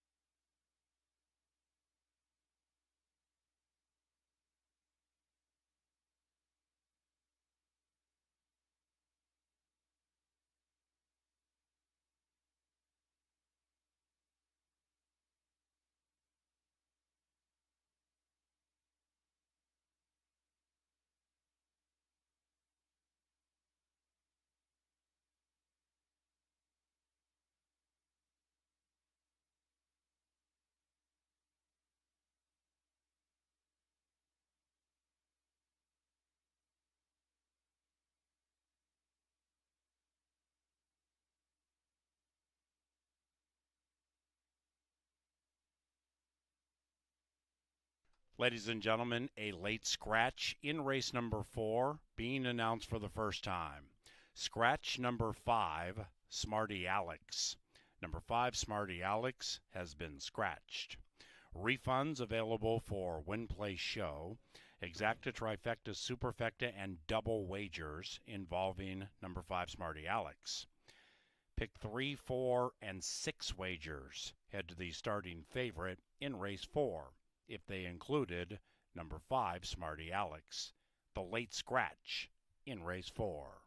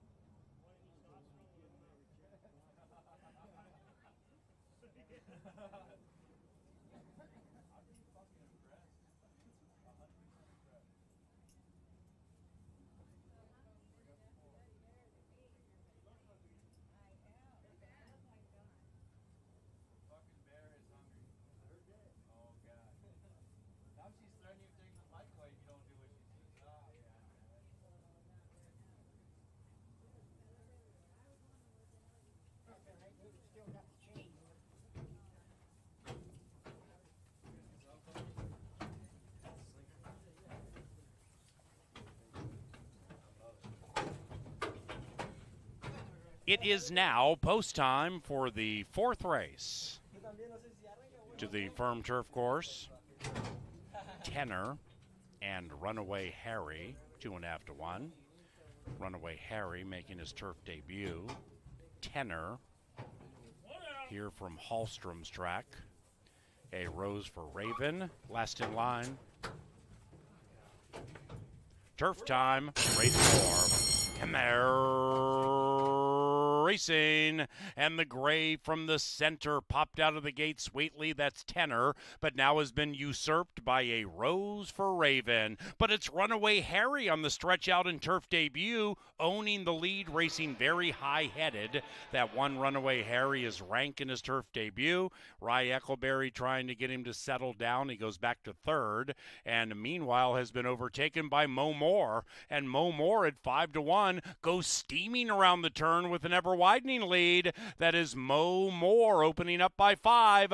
In second, a Rose for Raven. Then we come back to Runaway Harry, now 9 lengths from the front, and Harry has settled down. Tenor is the gray to his inside. Outside of that is Oxwood. Then it's Soul Coaxing, and Coastal Waters is 15 lengths from a suddenly speedy pace setter in the shape of Mo Moore, and Mo Moore wants it all, leading it by 7. In second, a Rose for Raven. Runaway Harry guided to the outside, shoved on, coming on a tad.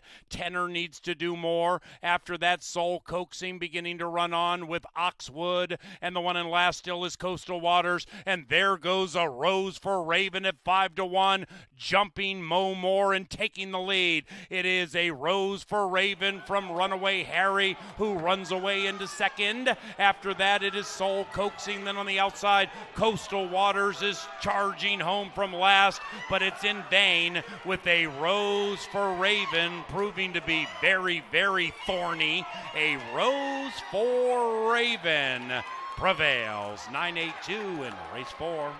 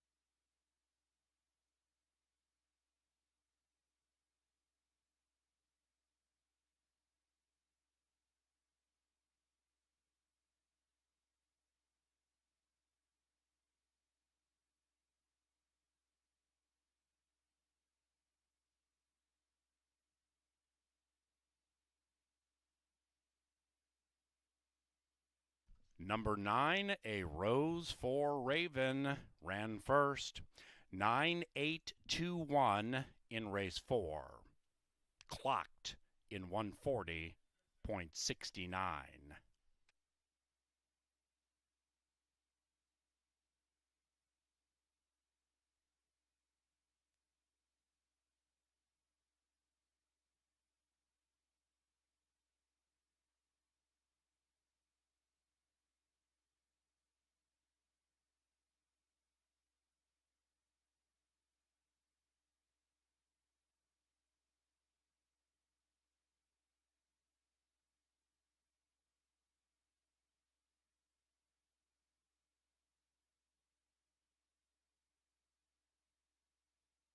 Race 4 official, $28 for the exacta, trifecta $42.20. The 10-cent superfecta $23.38. 4-9 double from race 3 paid $19.80. The consolation double to the scratched Smarty Alex, $2 and change. Pick 3 on races 2, 3, and 4, $20 and change. And the first pick 4 tonight, $387 and change for a 50-cent wager. HOF.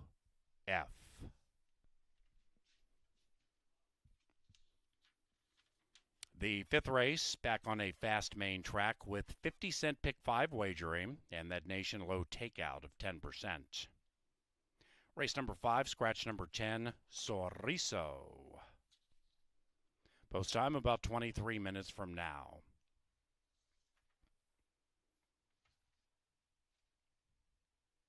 This Sunday, we have Basset Hound racing as part of Pepsi Family Day.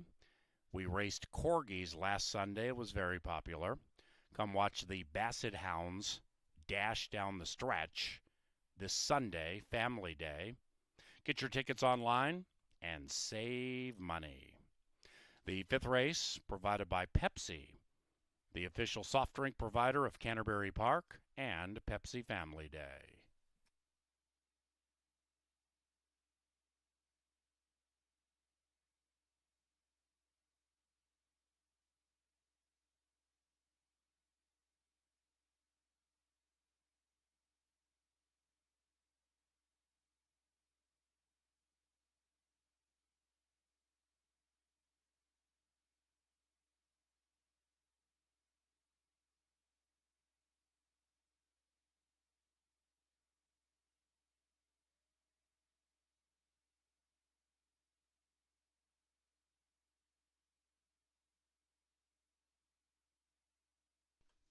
Into the winner's enclosure, A Rose for Raven and Dean Butler. It is the second double play this evening for Miss Carrie Raven. She is the winning owner and trainer of A Rose for Raven.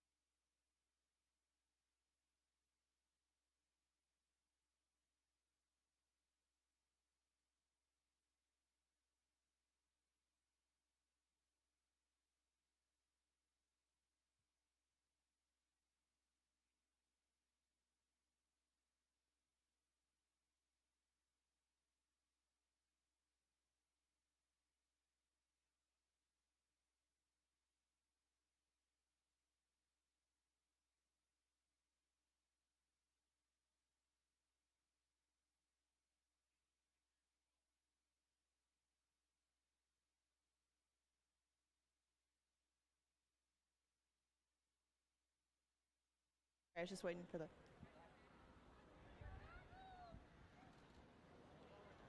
If you'll direct your attention to the winner's circle, Corey Wilmus, president of the Minnesota Quarter Horse Racing Association, is presenting an award to the June winner of the MQHRA Trainer of the Month, Ralph Haglund.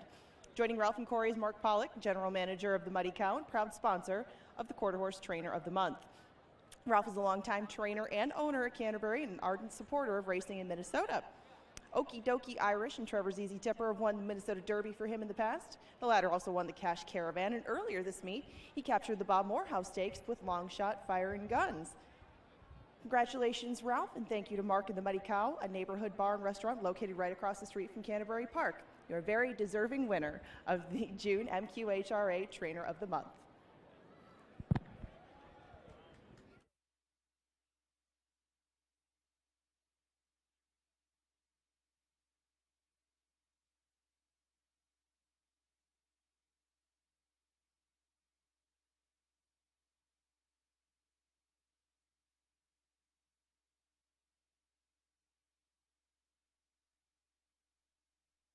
Time, race 4, and they're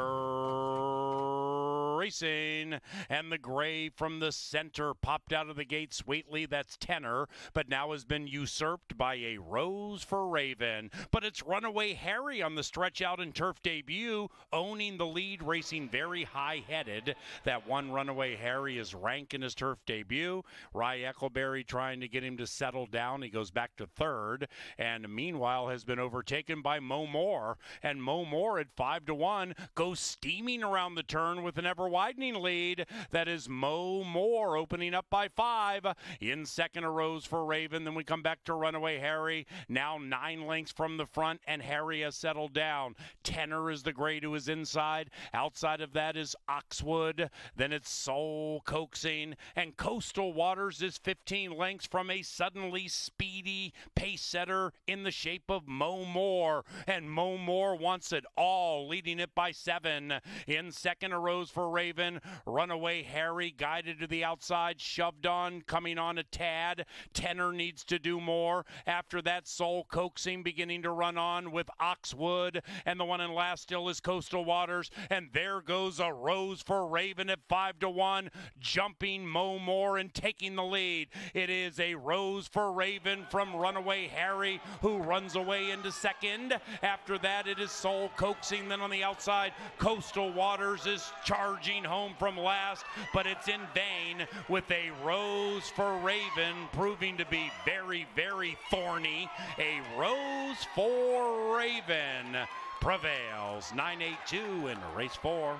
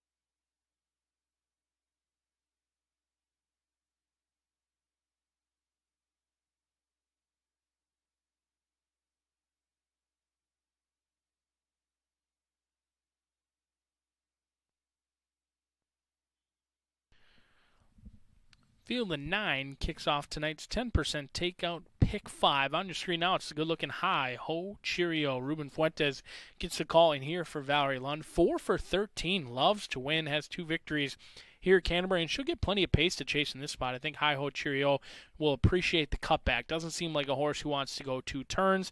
Cuts back to a distance that he prefers. 3 starts at this distance, 1 win and 1 second, and gets a lot of pace to chase down on the inside at 6-1. The 2 is Ghostly Who. The big gray lives up to the name with the ghostly part. The 6-year-old gray has 11 victories from 43 starts. Comes in off of a 5th place finish, but that was against tough company. Allowance foes down at Lone Star now comes in for the Minnesota money. We'll see if the Texas shipper can get the Minnesota cash. They'd claim this one 2 back for $10,000 from Diodoro. They continue to keep this one protected. Lara gets the call as Silva owns and trains 7-1 on the board.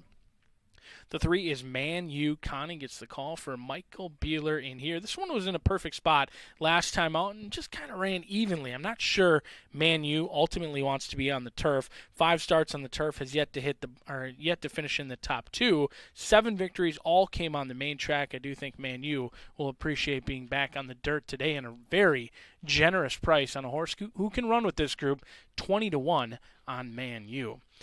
The 4 is Parole. Rye Eckleberry gets the call in here for Chris Richard. This one does have a tendency to break slow. It's been 3 or 4 races in a row that Parole is slow out of the gate. I'm sure the instructions to Rye Eckleberry will have something to say about getting this one out of the gate. Has shown talent here at Canterbury Park, but oftentimes has been in a little bit too tough. Last 2 times just ran against some very good horses, including Unleash the Beast, who's right next door in the gate. 9-5 on the board. Luis Negron gets the call in here. Jose Silva owns and trains this Kentucky bred, who is a horse for course. There's no doubt about it. Unleash the Beast loves it here locally. This will be start number 17 at Canterbury, looking for win number 8, and that's just here locally. He does a little bit of everything: dirt, routing, sprinting. Unleash the Beast, strictly the one to beat for me, 9-5 on the board.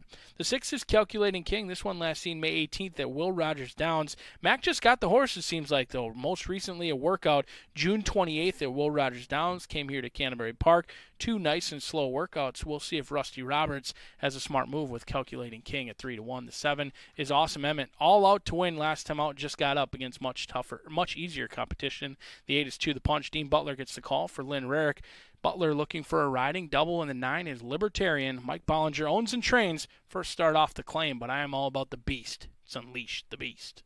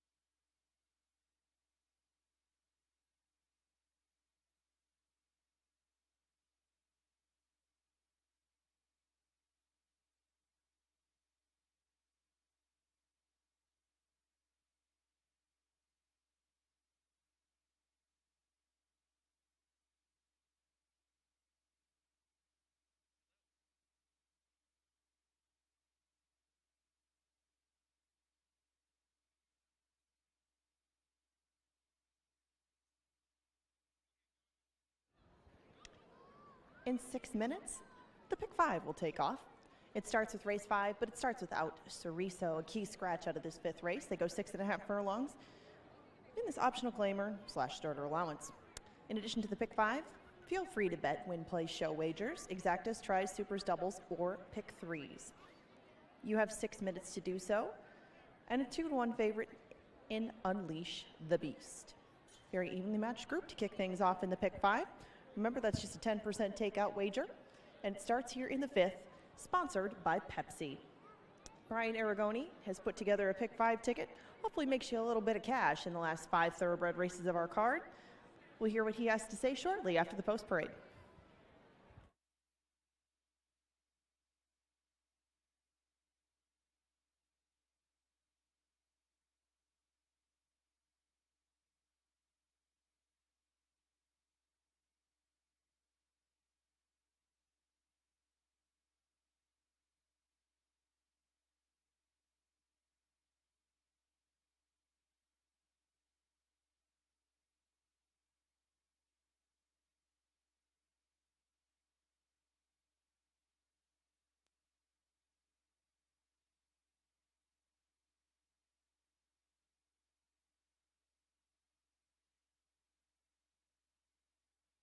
My favorite time of night is we're just 5 minutes away from the Maker's Mark 10% takeout pick 5. We're going to know right away if it's a good day for the pick 5 or if we're going to have to dive into the pick 4 because we are going to single. It's a brave single, 2-1 on Unleash the Beast, but there's no doubt about it. The Beast simply loves it here at Canterbury Park.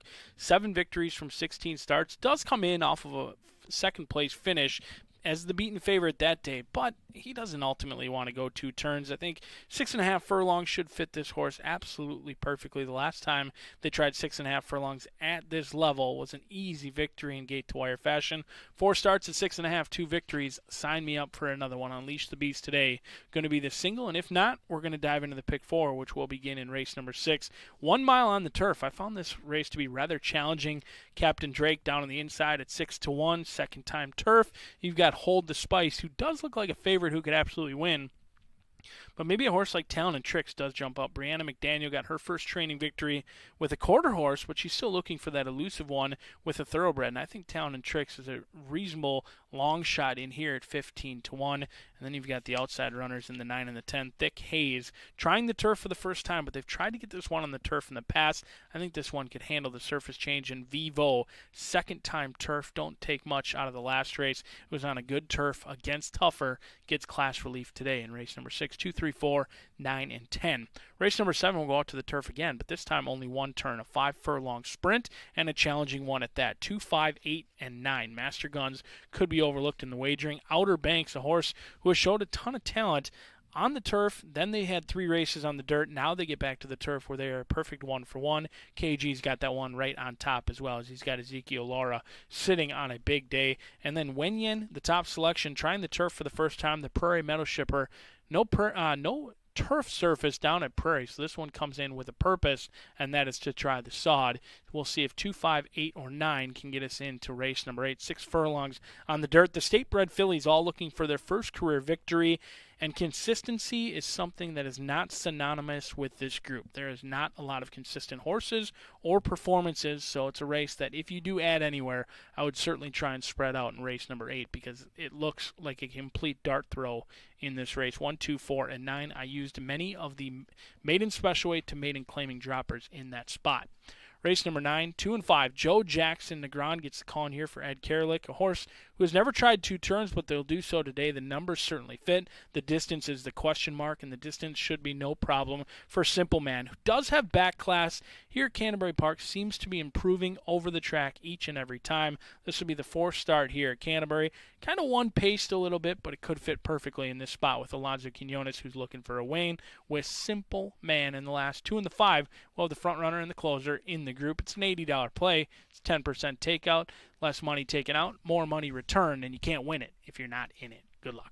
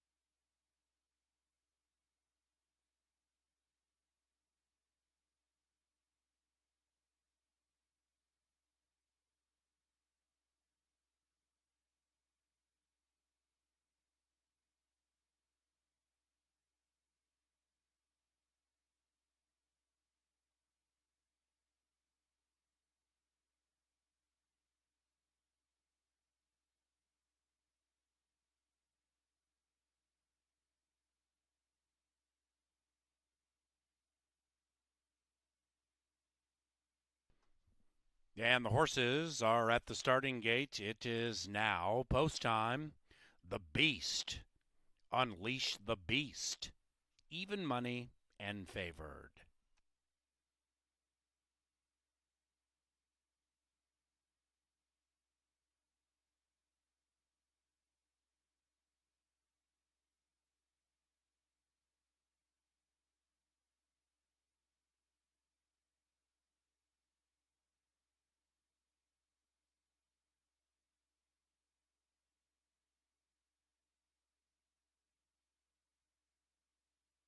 In line to begin the Canterbury Park 50-cent pick 5 with the nation low takeout of 10%. Those of you joining us this Tuesday on track, thank you very much. Those of you joining us online, thank you very much. And good luck with your pick 5 wagers. One out. Libertarian is the last in line. 6 and a hook, and here they are. And they're racing. Perfect line out of the gate. Man U looks to man up and grab the early lead, along with Ghostly Who, the gray to the inside. And after that, we come back to Calculating King as Unleash the Beast joins the speed fray. And Unleash the Beast right up on the lead, opening up by a length and a half. Awesome Emmett is 4 lengths from the front, racing to the outside of Calculating King. Hi Ho Cheerio, 7 lengths out of it. Paroli next to that one. To the punch, 3 wide of that trio. 8 lengths behind the Beast, who cuts clear by a length and a half. 3/8 to go. And the one in last is Libertarian, 13 lengths rearmost. Unleash the Beast and Luis Negron cruising along with a 3-length lead. Ghostly Who at 7-1 has second and is attempting to run away from Man U, but they're all chasing in vain at this stage. Unleash the Beast leads it by 5. Hi Ho Cheerio to the inside. Outside of that is Ghostly Who, all left in the wake of a keen turn of speed by the Beast who was unleashed.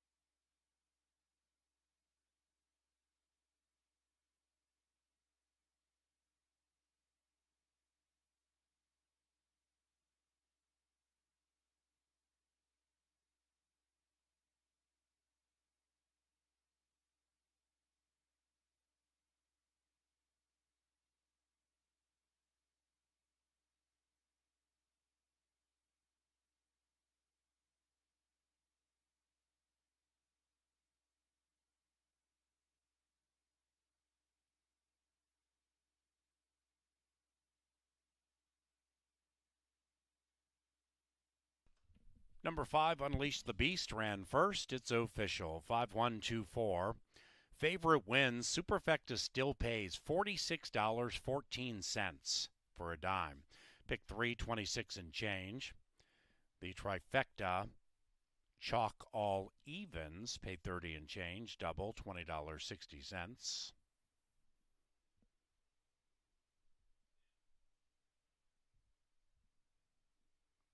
And the race 5 exacta, favorite on top, still got 10-1. 5-1 paid $10.30. Race number 6 is 22 minutes from now to the firm turf course. Our rail is 10 feet out on the turf. Disregard the program number. The rail is 10 feet out, turf firm. Scratch number 7, yesteryear. Into the winner's enclosure, Unleash the Beast and Luis Negron. The winning owner and trainer, Jose Silva Jr. The Beast was unleashed.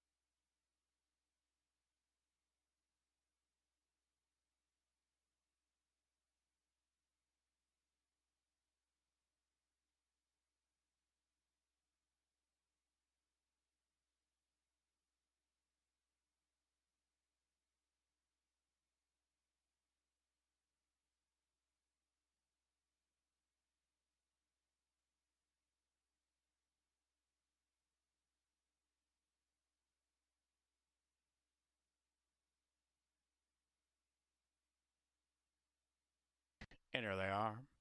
And they're racing. Perfect line out of the gate. Man U looks to man up and grab the early lead, along with Ghostly Who, the gray to the inside. And after that, we come back to Calculating King as Unleash the Beast joins the speed fray. And Unleash the Beast right up on the lead, opening up by a length and a half. Awesome Emmett is 4 lengths from the front, racing to the outside of Calculating King. Hi Ho Cheerio, 7 lengths out of it. Paroli next to that one. To the punch, 3 wide of that trio. 8 lengths behind the Beast, who cuts clear by a length and a half. 3/8 to go. And the one in last is Libertarian, 13 lengths rearmost. Unleash the Beast and Luis Negron cruising along with a 3-length lead. Ghostly Who at 7-1 has second and is attempting to run away from Man U, but they're all chasing in vain at this stage. Unleash the Beast leads it by 5. Hi Ho Cheerio to the inside. Outside of that is Ghostly Who, all left in the wake of a keen turn of speed by the Beast who was unleashed.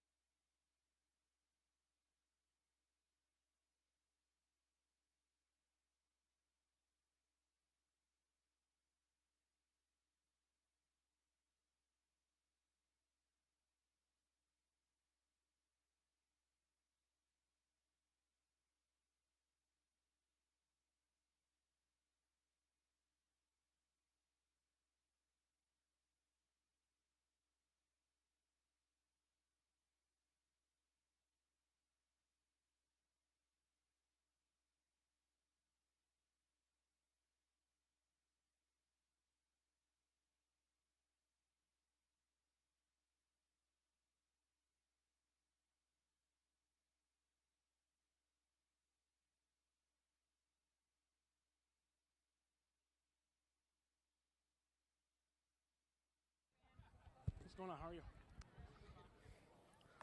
Unleash the Beast just loves it here locally, getting his 8th victory on the Canterbury Park main track. What a cool horse the old guy is. Unleash the Beast. The field of 9 will go to the gate for today's pick 4.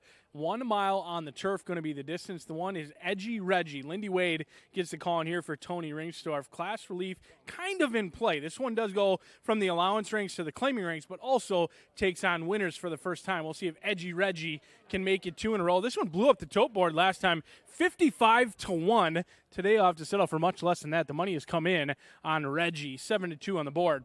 The 2 is Captain Drake. Alonzo Quinones gets the call in here for Tim Padilla. Has been looking for that elusive victory for some time. This will be about the 10th time they've tried to get the second victory. 10-1 on the board, and this will also be the second time they try the turf. Horses often do improve trying things for the second time. That's exactly what we have with Captain Drake. But I'm going to try Hold the Spice. Dean Butler already has a winner on the card on our turf course. He looks to have another one in here, but Hold the Spice, skinny right now in the price. 3-5 on the board on the Big Gray. I thought this one would be a lot closer to that morning line of 3-1, which felt spot on, but not so much at 4-5. We'll see if Hold the Spice can make that run and keep on with it. Did make a huge move last time out while being awfully wide.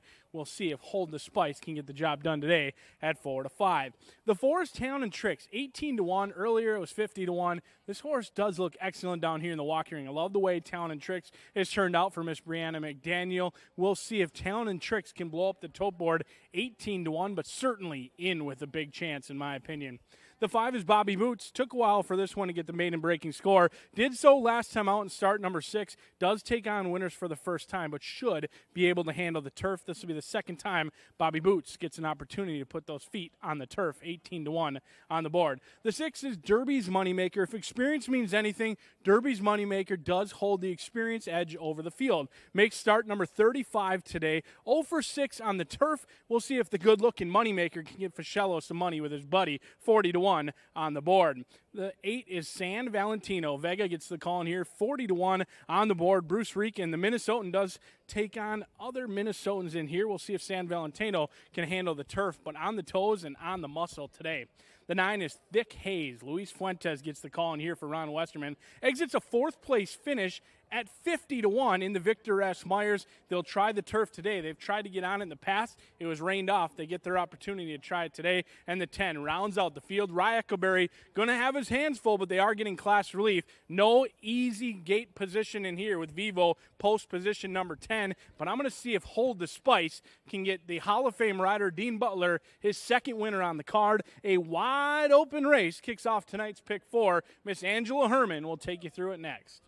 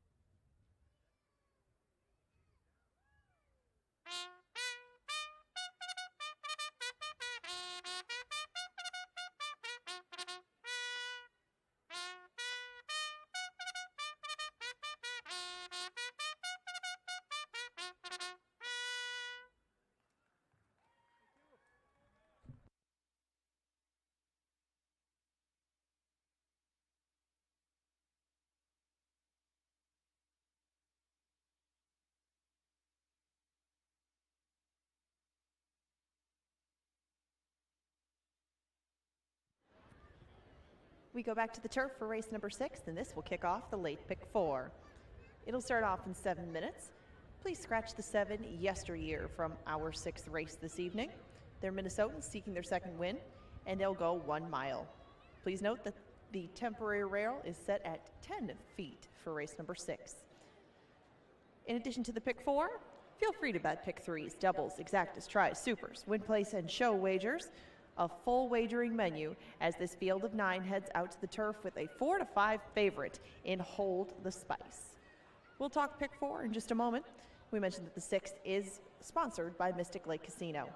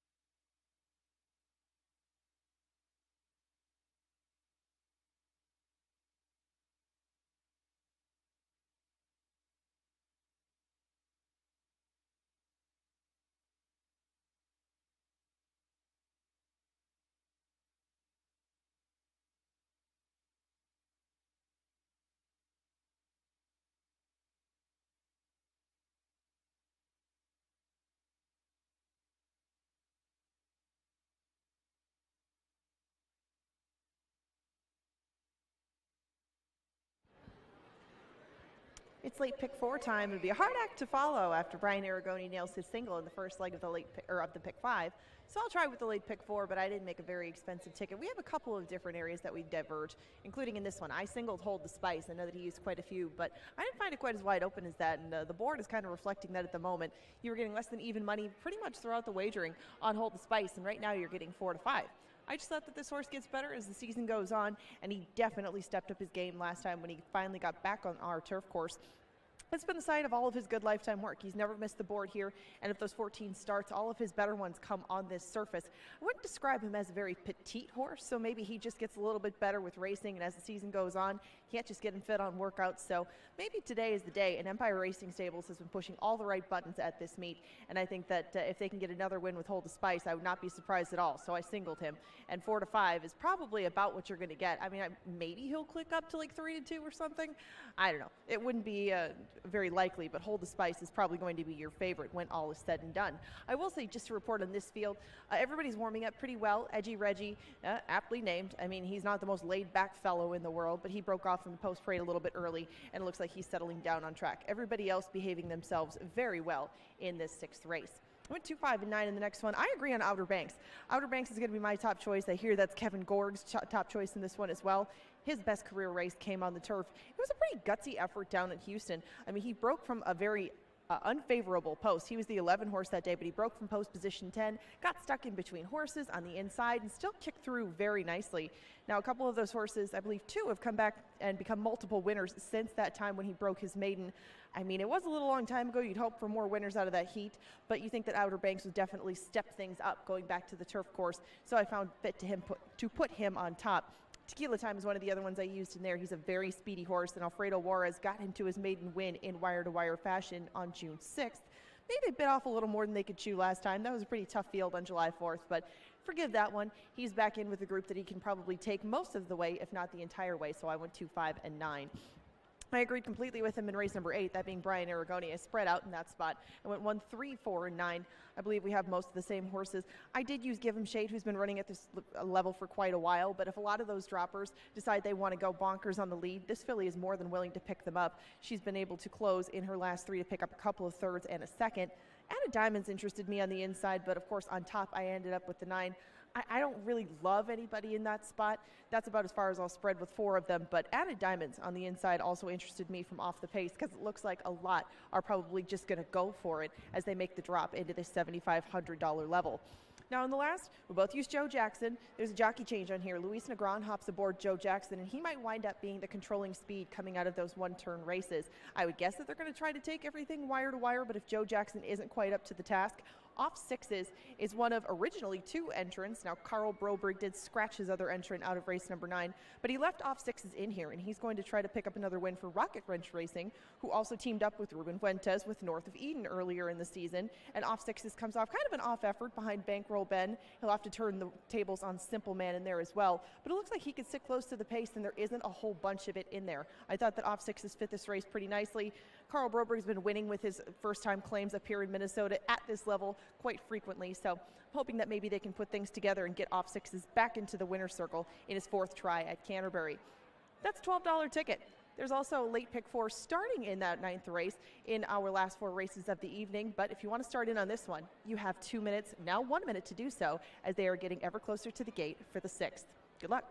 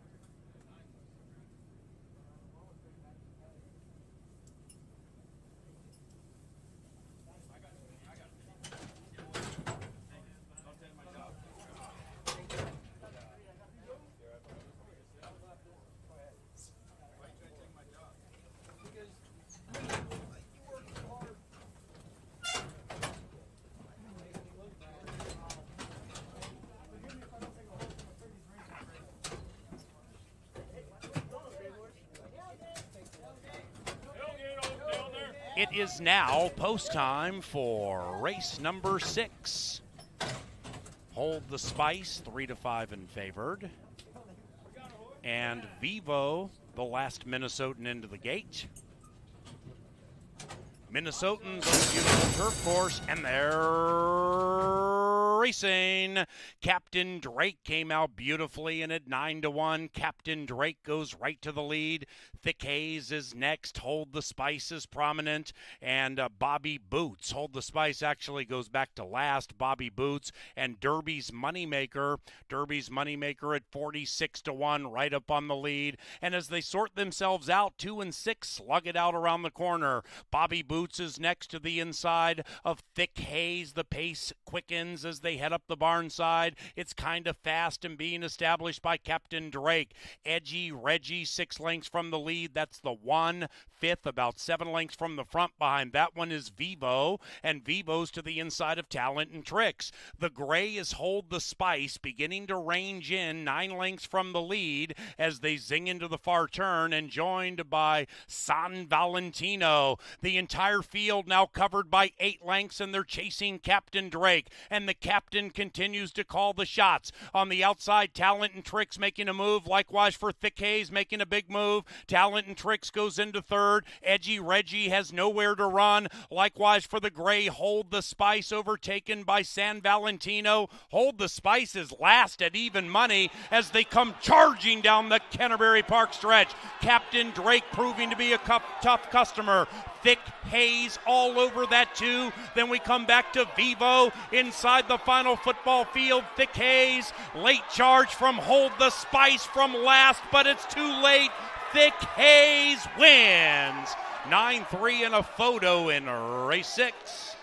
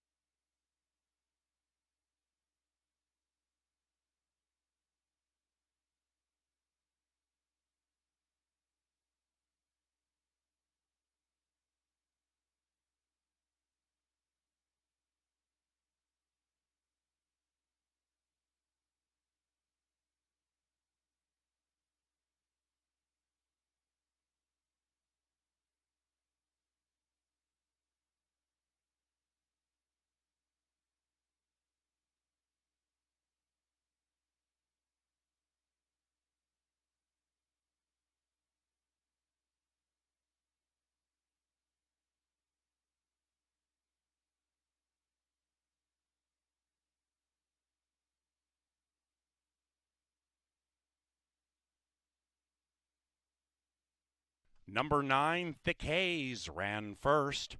9-3, 10-2 in race 6. We had a claim. The winner, Thick Haze, was claimed by trainer Joel Burnt for Lothenbach Stables. The claim price, $25,000. Winner claimed $25K, Burnt Bob.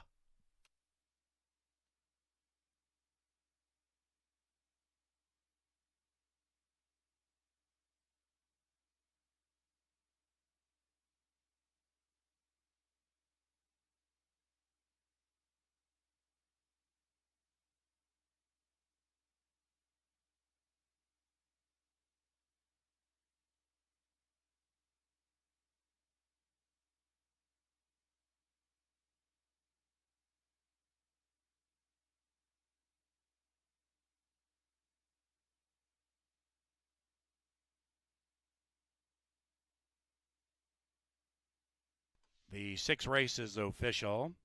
10-cent superfecta, $48.34. 5-9 double, 13 and change. Exacta 17, trifecta nearly 68. Pick 3, $80.45. We come now to the 7th race, and we stay on that firm turf course. No scratches. Race time about 23 minutes from now. And race 6 is provided by Mystic Lake Casino Hotel. We also thank sponsors Jim Beam, Johnson Brothers, and Quick Trip.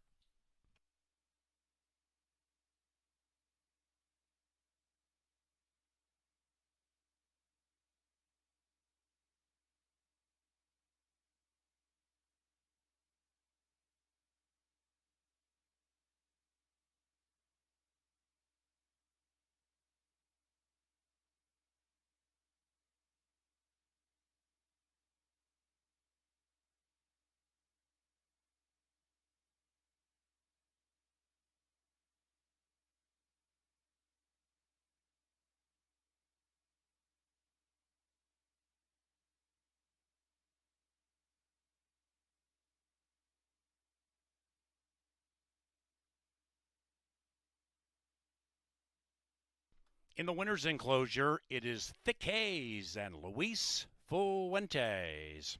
The winning owner, Todd Veerhusen, and the winning trainer, Ron Westerman.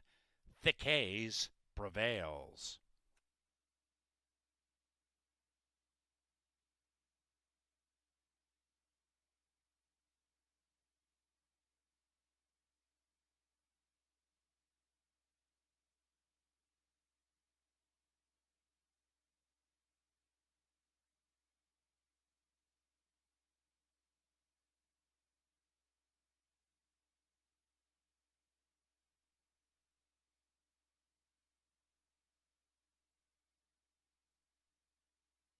Sotans on the beautiful turf course, and they're racing.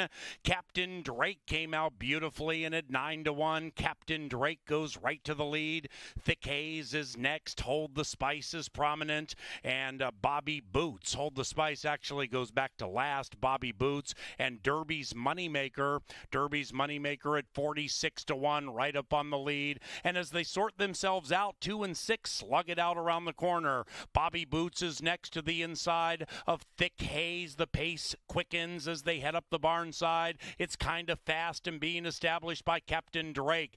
Edgy Reggie, 6 lengths from the lead. That's the 1/5, about 7 lengths from the front. Behind that one is Vivo, and Vivo's to the inside of Talent and Tricks. The gray is Hold the Spice, beginning to range in 9 lengths from the lead as they zing into the far turn, and joined by San Valentino. The entire field now covered by 8 lengths, and they're chasing Captain Drake, and the captain continues to call the shots. On the outside, Talent and Tricks making a move, likewise for Thick Haze making a big move. Talent and Tricks goes into third. Edgy Reggie has nowhere to run, likewise for the gray Hold the Spice, overtaken by San Valentino. Hold the Spice is last at even money as they come charging down the Canterbury Park stretch. Captain Drake proving to be a tough customer. Thick Haze all over that too. Then we come back to Vivo inside the final football field. Thick Haze, late charge from Hold the Spice from last, but it's too late. Thick Haze wins. 9-3 in a photo in race 6.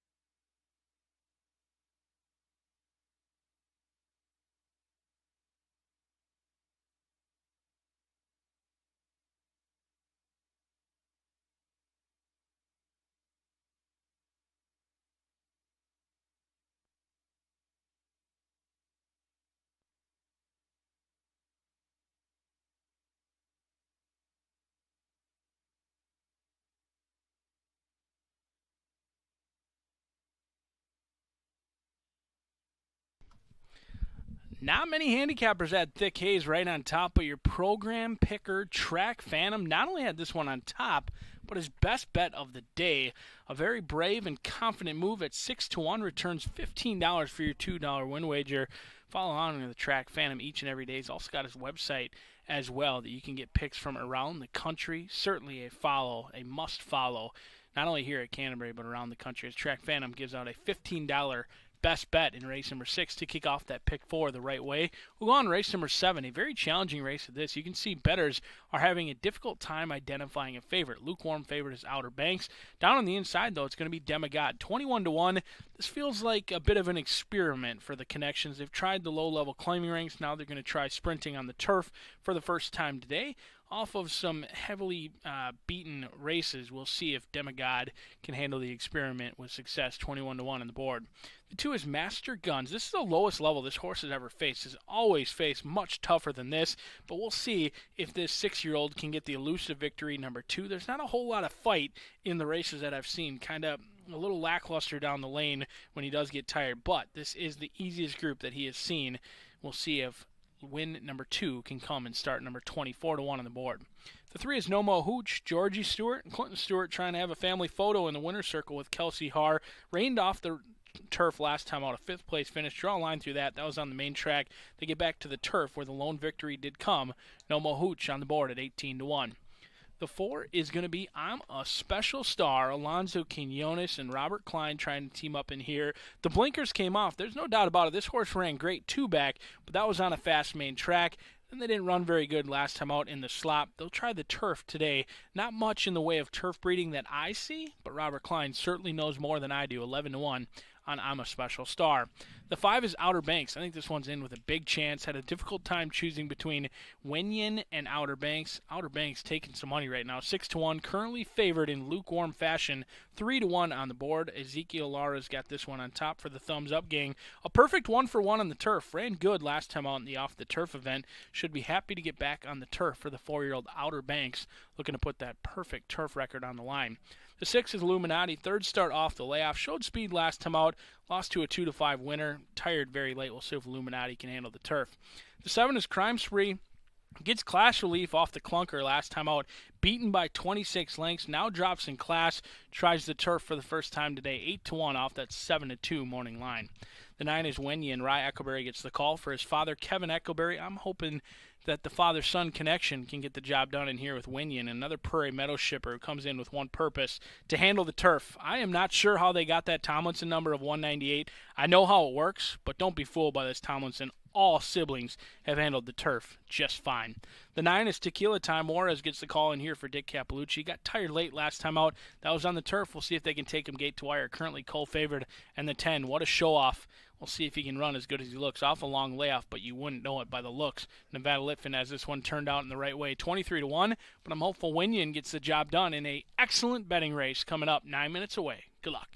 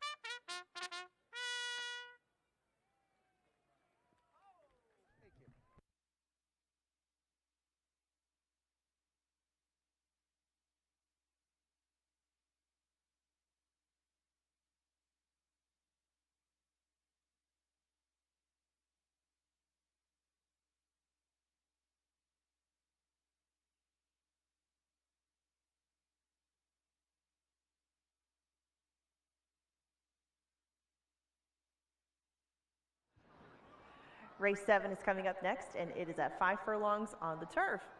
A very excited 5-2 favorite just passed us in Outer Banks. And we have a field of 10 set to take on race number 7 today.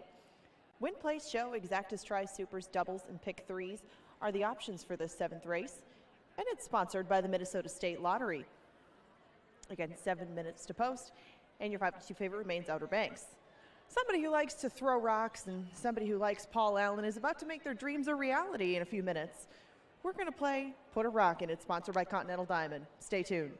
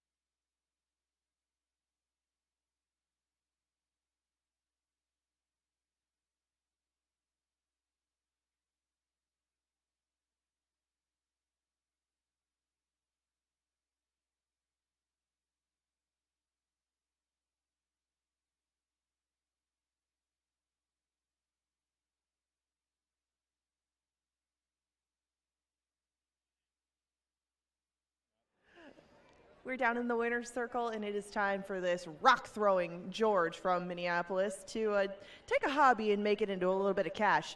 How do you feel about $150 from Continental Diamond? That'd be great. Do you have anybody special in mind, perhaps, that might want a diamond from Continental Diamond? Maybe that girl over there.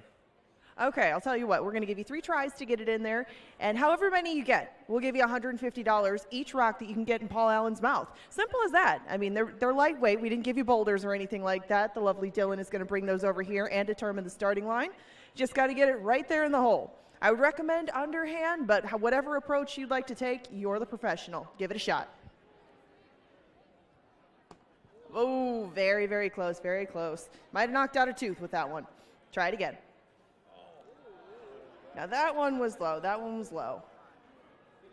Oh.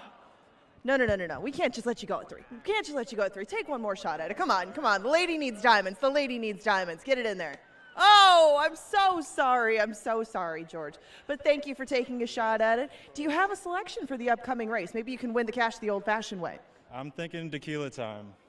I think that's an excellent pick. Good luck and have fun.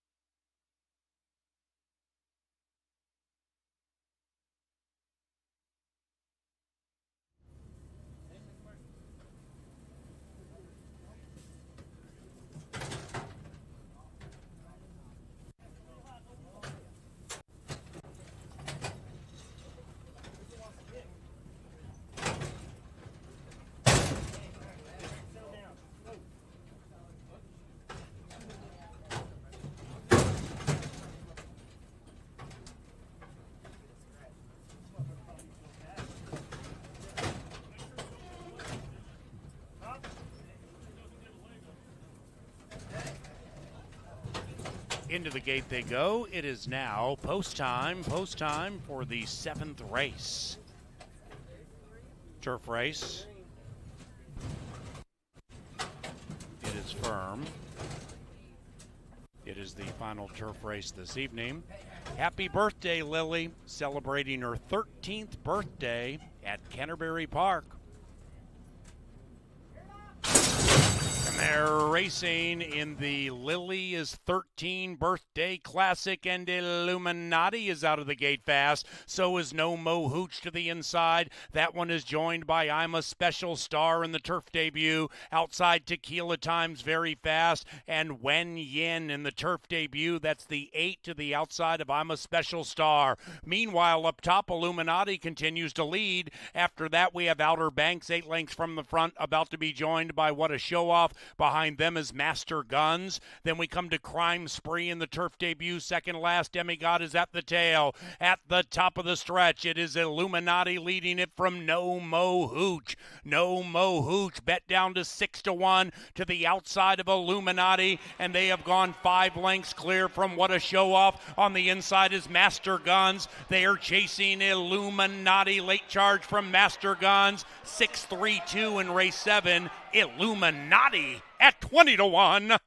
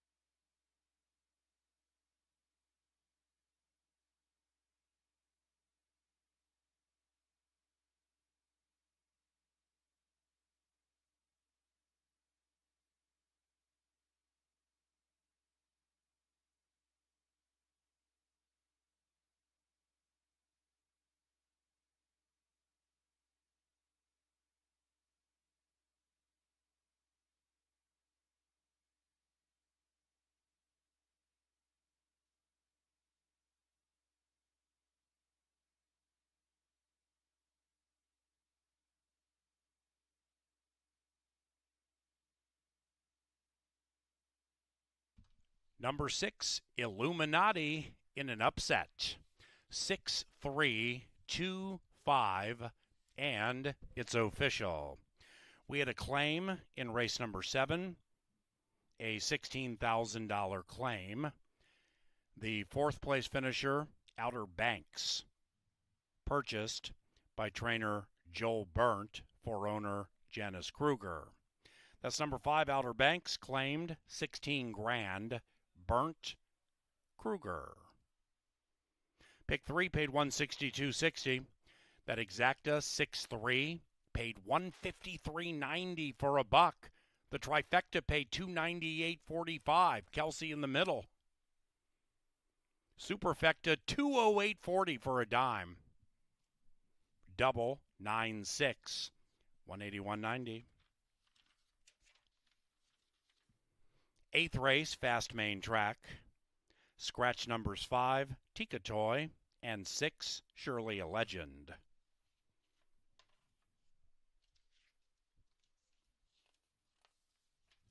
Race 8, right out here at the park, provided by Apple Autos, the official vehicle supplier to Canterbury Park.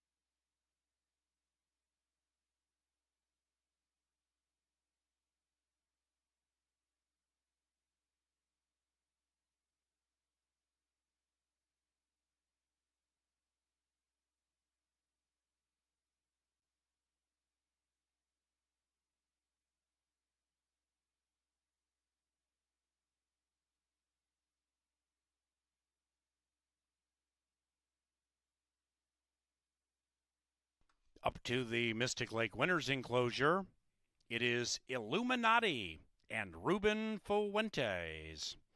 The winning owners, Kristen Boyce and Valerie Lund. Valerie is the winning trainer.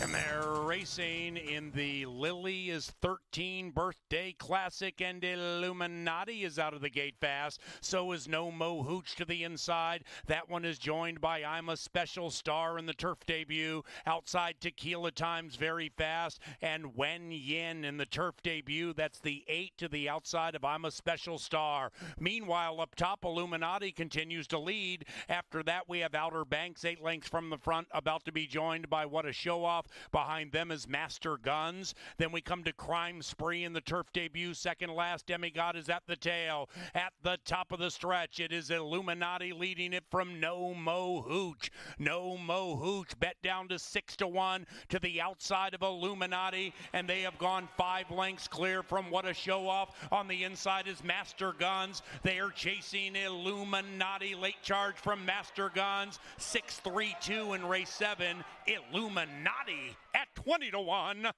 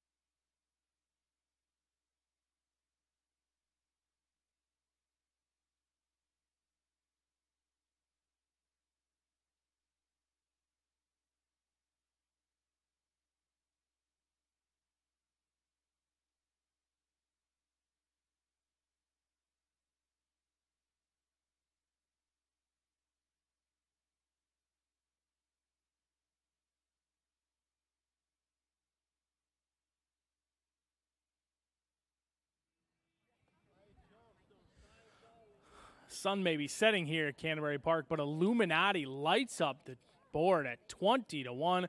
$2 win wager returns $42. Speed makes the race. Illuminati and Ruben Fuentes find the lead and find the winner's circle at a big price. The horse has never had the problem finding the lead. It's finding the wire first, and today they do just that at 20 to 1. A great price if you played Illuminati on top. 12 minutes away from race number 8, and here's still plenty of racing action coming up. We've got 12 races on the card, still 5 to go, even though the sun has set here at Canterbury. Scratch number 5 and 6 out of this race. I'm going to try your rail runner, Added Diamonds. Dean Butler got a turf victory. He'll look for a main track victory in here on the good-looking Added Diamonds. This 5-year-old chestnut mare, 0 for 9, lightly raced for a 5-year-old, only making start number 10 today. Ran evenly last time out on a good track, but finished okay. We'll see what they opt to do down on the inside. 8 to 1, a great value player in here, but it's the KG power play of the day, and the power play looking to score a goal with your 9 to 5 favorite Adriana Joy on the screen now. Mike Beeler, Alonzo Quinones. This one was a beaten favorite last time out, but KG comes right back on it. Exits the race with That's All Right. Went off at 8 to 5 that day. Currently 9 to 5 on the board. Lightly raced, but does get plenty of class relief today. 9 to 5 on KG, looking to score the power play goal with Adriana Joy. The 3 is Give 'em Shade, 0 for 13. Maybe start number 14 will be the lucky one. This one has been knocking on the doors, hit the board the last 3 starts, all against similar competition. Just kind of an even running style. If anything, they do close from just off the pace. 7 to 2 off that 8 to 1 morning line. The 4 is Honor's Honor. Alfredo Juarez gets the call in here for Sue Wiley. Turf to dirt in play. Now goes back down in class. This is the right class level for Honor's Honor. Turf to dirt, 46 to 1 on the board. The 7 is Diggs 1. Virginia Peters sending this one out. Leslie Mowing gets the call. Has been off for a year and only 2-3 furlong workouts.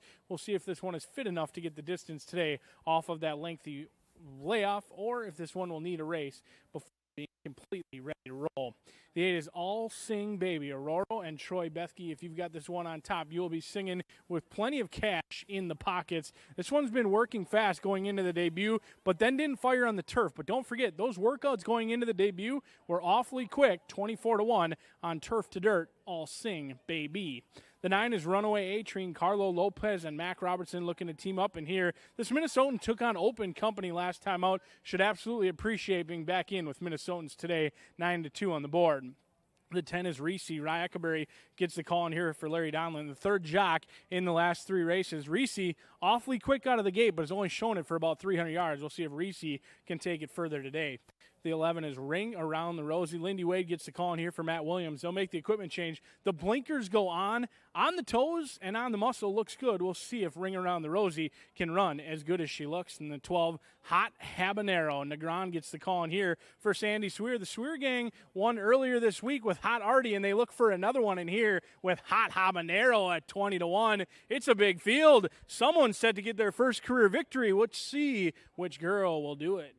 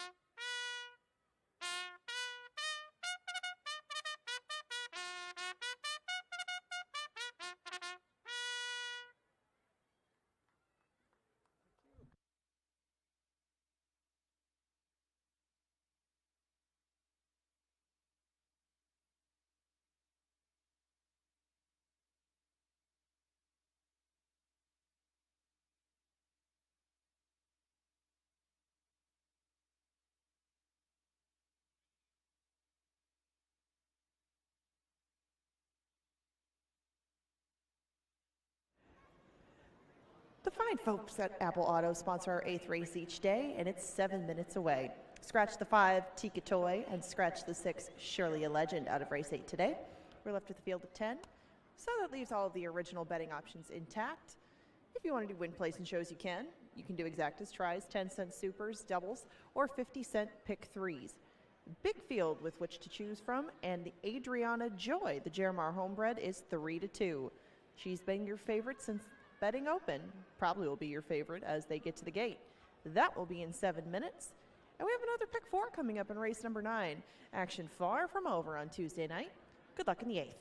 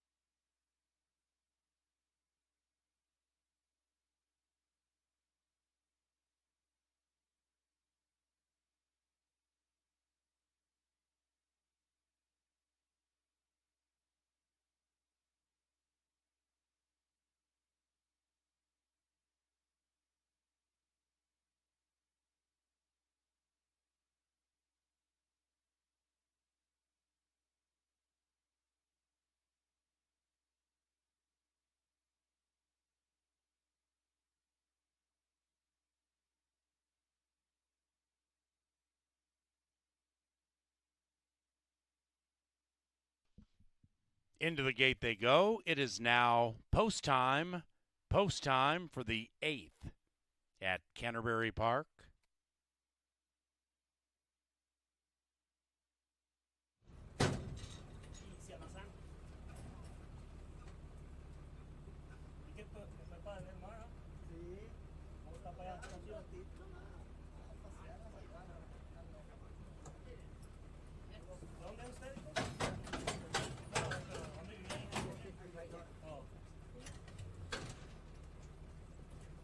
Adriana Joy, the 3-2 favorite. Runaway A-Train, bet down to 9-5. Here is Reese C, 8-1.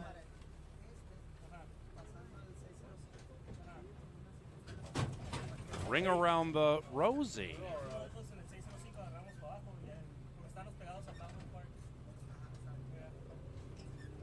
Runaway A-Train, 6-5. Adriana Joy, 2-1. Digs 1 in. Hot Habanero, last in.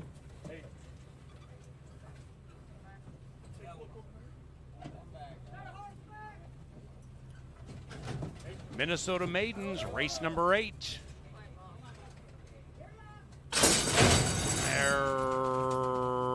Racing. All Sing Baby stumbled shortly after the start, but recovered very nicely. That's the 8. Hot Habanero at 48-1 looks to get the early lead. Honor on the class drop also is prominent, but it is Hot Habanero, that 12, revving up and taking the lead. After that is Reese C, 3 lengths from the fast pace. Ring around the Rosie on the class drop with the blinkers, 5 out of it. And outside of that, Runaway A-Train is beginning to motor in coyly. Added Diamonds, 8 lengths from the front. Adriana Joy at 2-1, pinned to the inside, 10 lengths out of it, and overtaken by Give 'em Shade. Then we come to Diggs 1, unseen in a year, 15 out of it, way back in last, All Sing Baby. And it's still Hot Habanero and Luis Negron leading it from the favorite, Runaway A-Train. It is Hot Habanero proving spicy. Runaway A-Train to the outside, inside of that Reese C, and behind them Added Diamonds beginning to sparkle into the final furlong. Up goes Runaway A-Train. Runaway A-Train from a game Reese C to the inside. 9 and 10. 9 gets the money. It is Runaway A-Train at even money.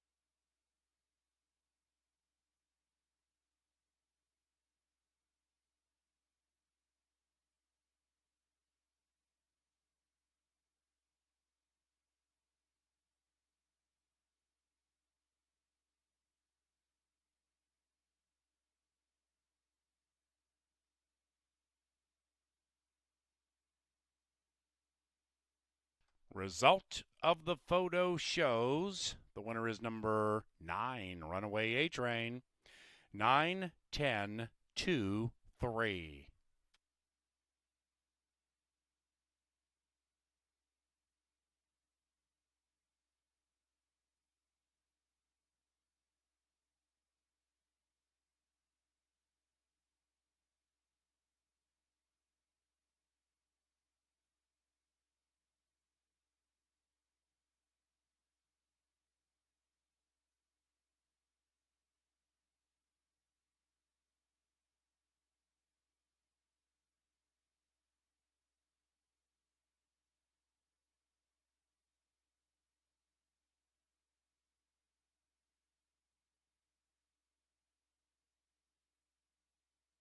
Race 8, official. Up to the winner's enclosure, Runaway A-Train and Carlo Lopez. Runaway A-Train is owned by Warren Bush, who bred the filly in Minnesota. And the winning trainer is our leading trainer, Mac Robertson. Runaway A-Train is a 3-year-old bay filly by Budweiser.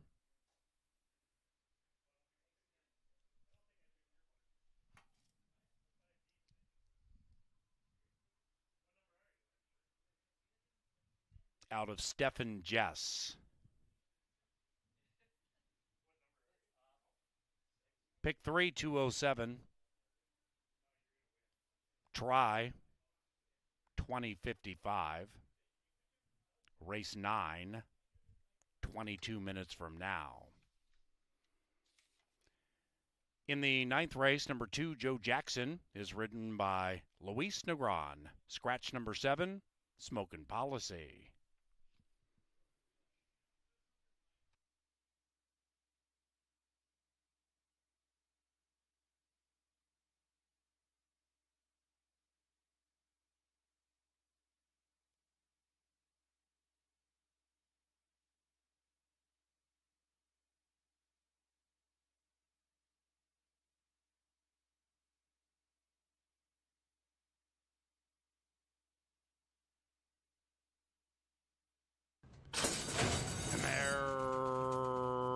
Racing.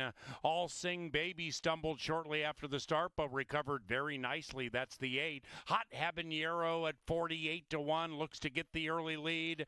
Honor on the class drop also is prominent, but it is Hot Habanero, that 12, revving up and taking the lead.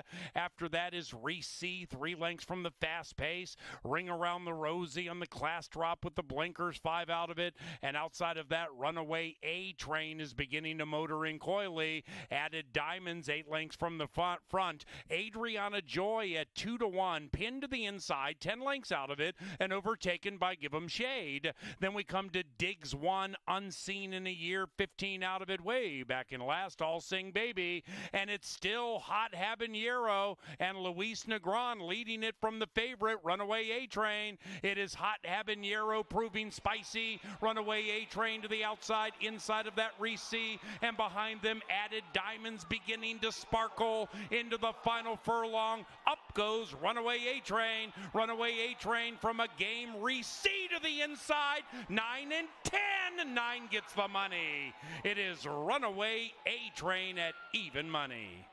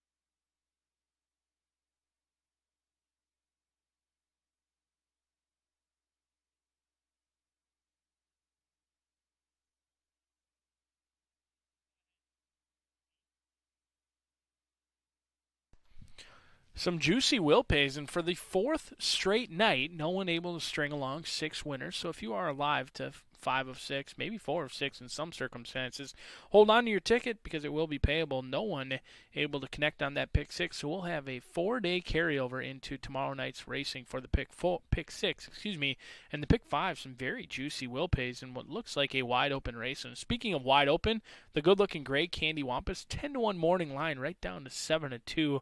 Track Phantom does fancy the good-looking gray quite a bit in this spot with Miguel Arroyo getting the call. Two back, they could not have gotten an easier lead. Faded for third. Last race ran behind a good one in Minnesota Lucky, who's a class reliever or class dropper and has won multiple races in a row. Candy Wampus, the big gray, looking to get back to the winner's circle. The 2 is Joe Jackson. The distance is a question mark in here. 39 starts, never been 1 mile on the turf course. Can the horse, or on the dirt course, can the horse handle 2 turns in here? That's the question mark for Joe Jackson, looking to throw a perfect game in here, 7-2 on the board. The good-looking white/gray horse is Tapsalute. Ezekiel Lara gets the call in here. 0 for the last 18. Hasn't found the winner's circle here at Canterbury Park or in the last 2 years, but certainly does have back class. There's no doubt about it. This horse only has 3 wins from 43 starts. However, those 3 victories have helped get to $220,000 in earnings, 5-1 on the good-looking gray Tapsalute. The 4 is Off 6 is Rocket Wrench Racing, one of the better claiming owners in the game. When they dive into the claim box, they certainly have my attention. Carl Broberg and Fuentes looking to team up in here with Off 6s, currently favored but in lukewarm fashion, with Off 6s off an even running race. Hasn't shown much the last 2 starts. We'll see if they can get back to the winning ways.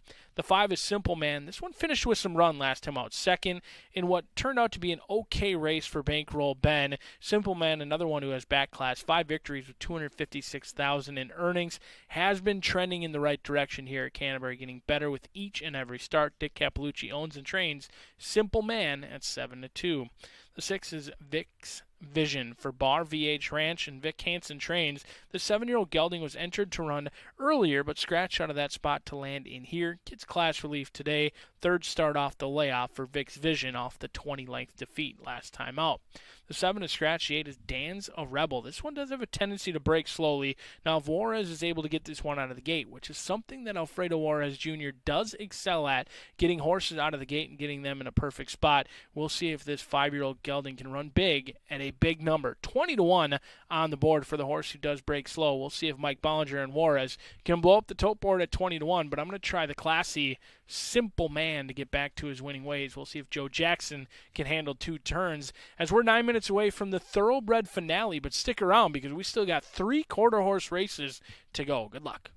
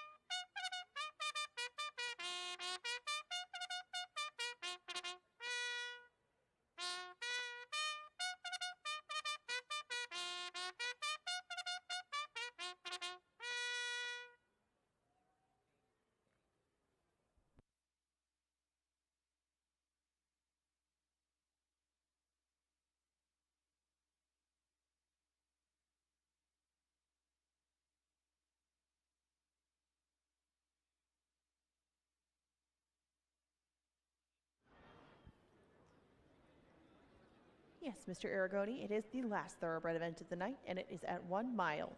Race 9 is coming up in 7 minutes. One of 2 Broberg entries is the change in here. Smoke and Policy is scratched, and Make the Rider on Joe Jackson, Luis Negron. We have a field of 7 going to post for this one. And now your 5-2 favorite, Make It 2-1, is Joe Jackson. This will begin a 50-cent pick 4. You can do pick 3s, doubles, exactas, tries, supers, and win place and show wagers as well. 4 races left on the card. This one will take off in 6.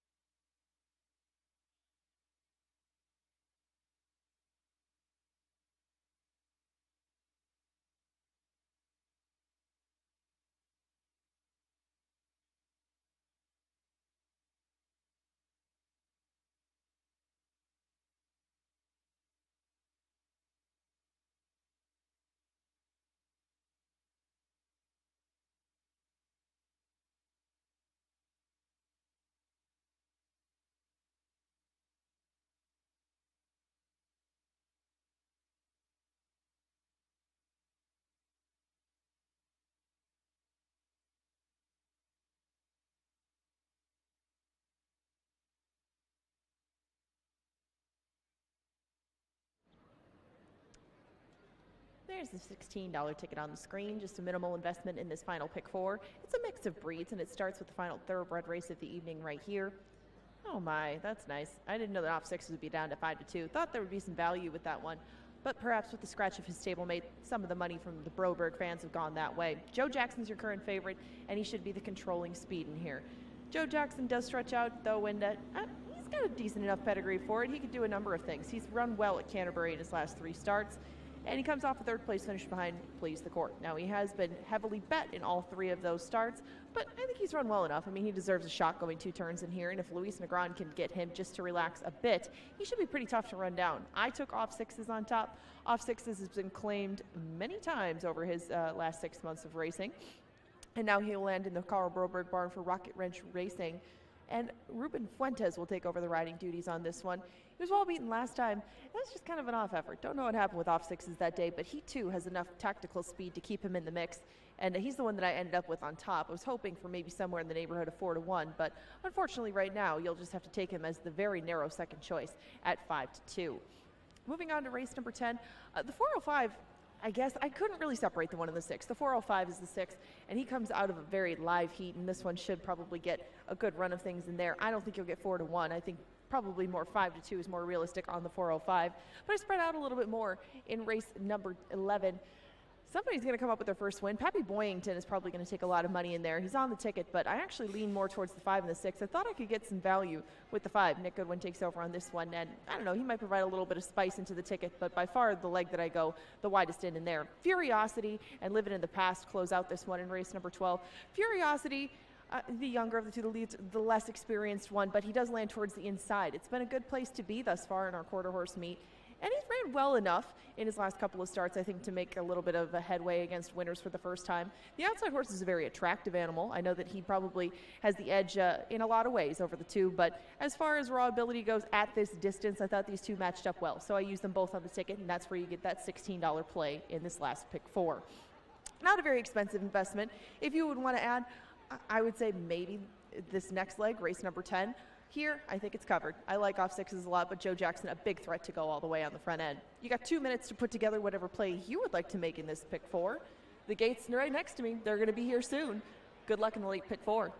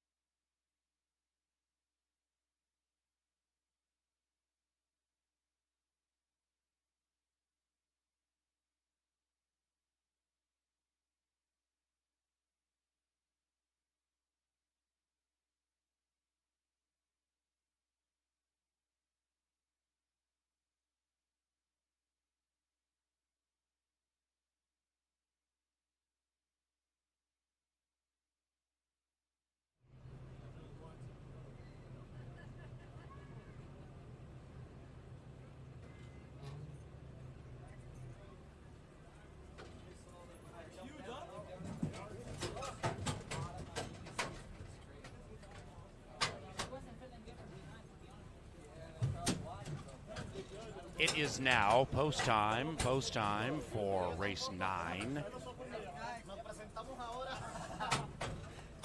Closing up the pick 5. Good luck if you are alive. Dan's a Rebel, 27-1. Last in. Here they come.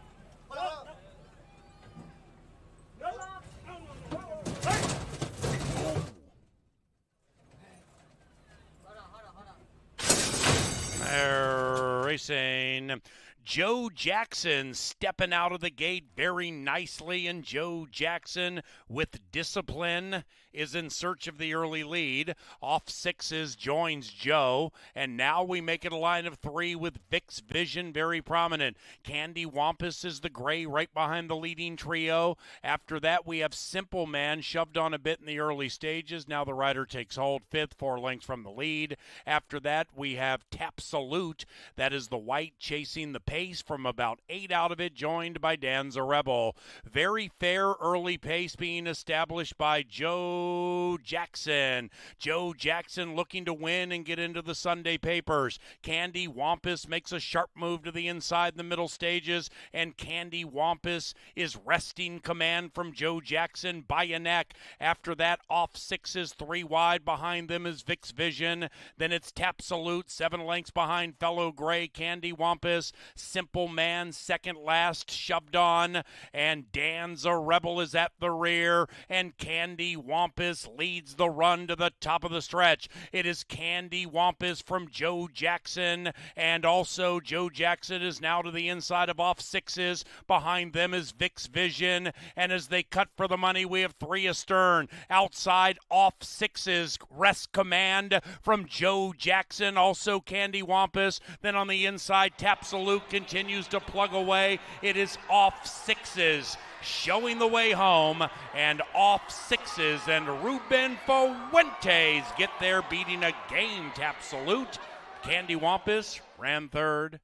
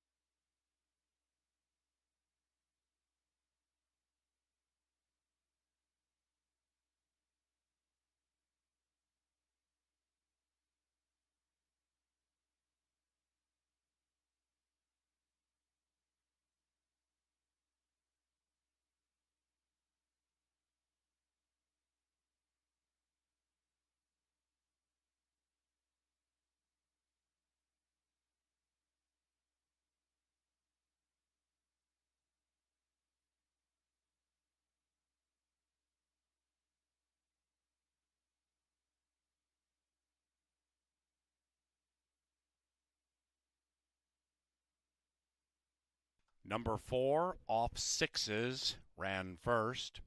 4, 3, 1, 2 in race 9. There was a $4,000 claim. Joe Jackson, number 2, claimed by trainer Cody Rosine for owner Charles Brent Davis. There was a 2-way shake. Joe Jackson claimed $4,000, Rosine Davis.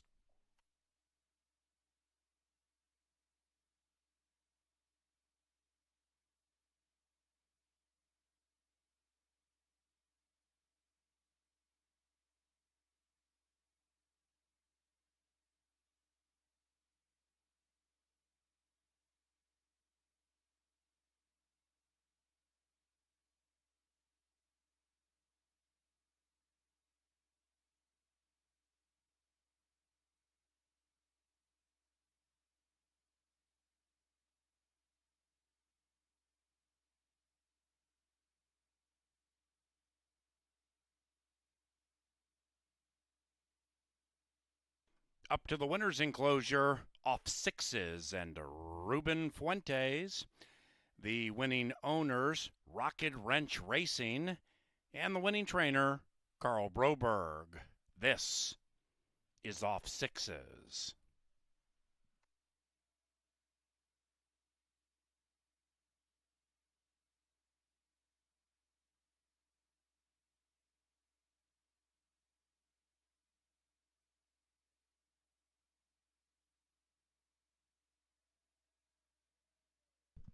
Pick six carryover tomorrow at 5 o'clock, nearly $8,000. Pick four paid $634. 5 of 5 in the pick five, $1,855. 5 of 6 in the pick six, paid $350 and change. Pick four, $74.55, double $6.80. Superfecta 16 and change, trifecta 29 and change. Pick six carryover tomorrow night, $7,809. The 10th race is about 20 minutes from now. No scratches, no rider changes.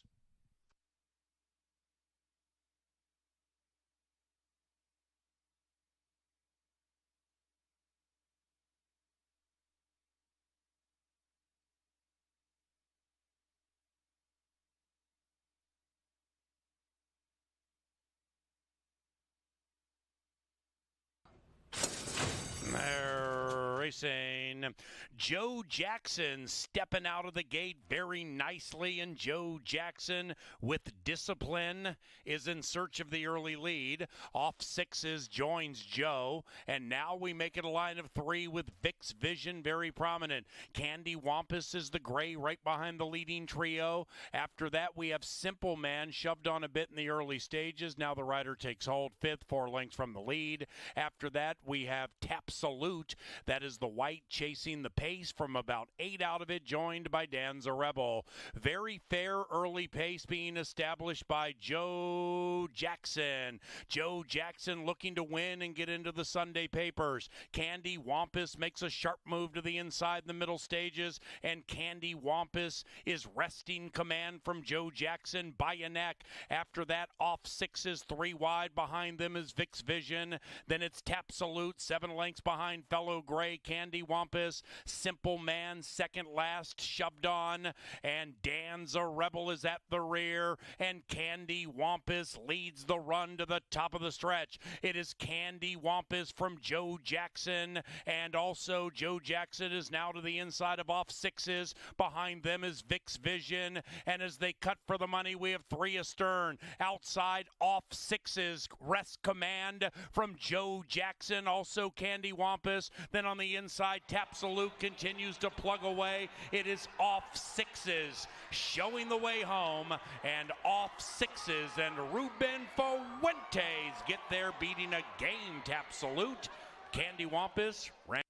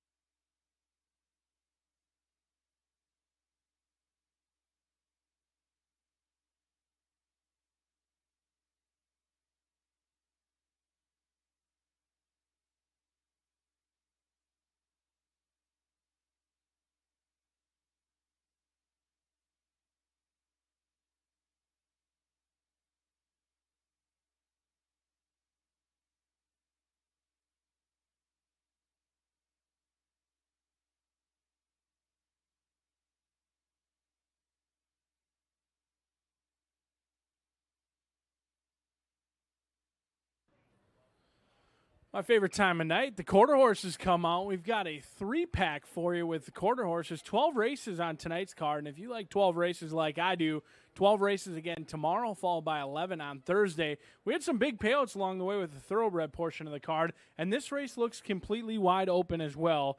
Down on the inside is going to be Scouts on Fire. David Pinion gets the call in here. The rail's been good all year long. The track has been playing very fair, whether you're on the inside or the outside. Everyone has had an opportunity to win. Scouts on Fire making start number 4 today. The best finish so far, a second-place finish, but Tyler Stein winning at 22%. We'll see if Scouts on Fire can improve that number. The 2 is Quicksilver Girl for A&F Racing. Brett Berzer gets the call in here for our leading trainer, Jason Olmstead. 1 career start. Escobedo hops off. Berzer hops on. They were off slow last time out. We'll see if they can improve out of the gate today. 7-1 on the board. The 3 is JJ Excel. Now, you've been warned, JJ Excel handling himself nicely down here in the walking ring. However, once he gets out to the gate, there's been some issues with JJ Excel. The gate crew well aware of it. We'll see if JJ Excel can handle herself at the gate today. 8-1 on the board. The 4 is Drink Relentlessly. Here's where my money's going to land. Escobedo had opportunities to ride the 2. He hops on the 4 for Drink Relentlessly. The 2-year-old gelding by He's Relentless, knocking on the door. Ran too good to lose last time out, losing a photo finish by a head. 5-2 on Drink Relentlessly. The 5 is Goodwin Nick. Nick Goodwin with Goodwin Nick, and Nick Goodwin has been on a roll with the quarter horses, and he mixed in a thoroughbred win earlier this week as well, 8-1 on Goodwin Nick, who hasn't shown much in 2 starts. We'll see if they can continue to improve as Nick Goodwin keeps his loyalty with the namesake. The 6 is the 405. Martinez gets the call in here for Hibshaw, the 2-year-old gelding, 3 starts, lost by half a length last time out, in with a shot, 12-1, a big overlay. The 7 is already gone. This one for Jerry Livingston gets Kelsey Haar aboard. We'll see if this one can pop at a big number, but the good-looking 8 on the outside, She's Wheelie Fast. I had a difficult time. I almost put She's Wheelie Fast on top. The announcer has the 8 right on top. He's a big believer in Eric Snodgrass. We'll see if She's Wheelie Fast can run as good as she looks, but I'm going to try Drink Relentlessly on a Tuesday night. Why not?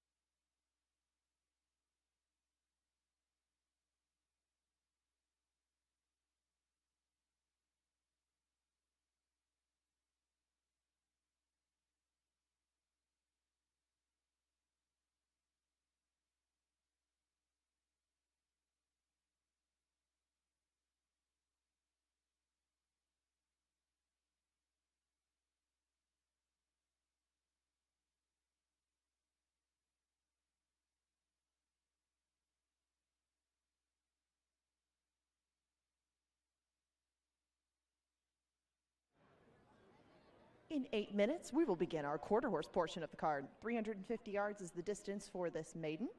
It offers win, place, show, exactas tries, 10-cent supers, dollar doubles, and the final pick 3 of our evening. We don't have any scratches to report in here, no changes in the 10th, and they will be at the gate in about 8 minutes.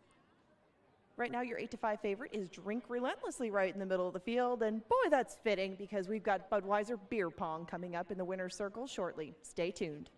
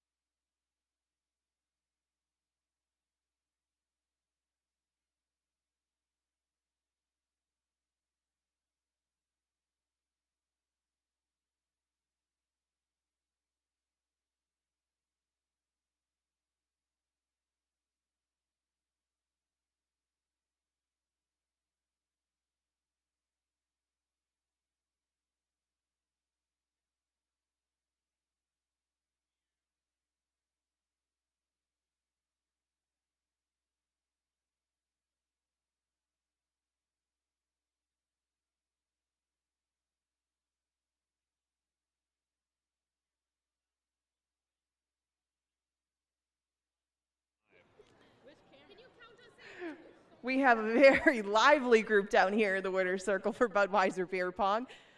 It's among friends, so hopefully we win a whole bunch of loot down here for Budweiser Beer Pong. Wave to them, yes. We have we have Jordan from Egan. We have Katie from Elko. And Matt from Ego, I'm told, from Egan and Elko in one fell swoop. And we also have a very special birthday girl over here. If you can fit her into the shot, Lexi over here. It's her birthday, so I'll tell you what. You guys are all friends. Anything that you win, she gets one too, because it's her special day. Even if she doesn't want to be in here, she can take the spoils for this as well. Pretty simple. So if you get it in the first one, you get a hat. Second row, you get a t-shirt. Third row, you get a couple of admission passes. If you don't get it in at all, you can still come back. We'll give you an admission pass to do it. Okay, lead the way, Katie. Show them how it's done. A lot of firepower on that one. Okay, that's okay. That's okay. Good try. Okay. Oh, that was good. That was good. Right off the rim. Matt, it's up to you. Come on, win a little something here. We need more than beer goggles for you guys. Oh, that's okay. Wait. Did it go in? Did it go in the third row? Okay, perfect. Yes, you got a couple of admission passes. All of you, take a pair of admission passes, bring a friend, come back here and give it another try. At least you got beer goggles. Congratulations, and thank you for playing Budweiser Beer Pong. If you would like to play Budweiser Beer Pong, if you would like to participate in anything else that we have here at Canterbury Park, head to the marketing information booth on track level, and they can give you all the details. Had a lot of fun down here tonight with beer pong. It would be big shoes to fill, but give it a try if you come and join us next week. 3 minutes to post for race number 10.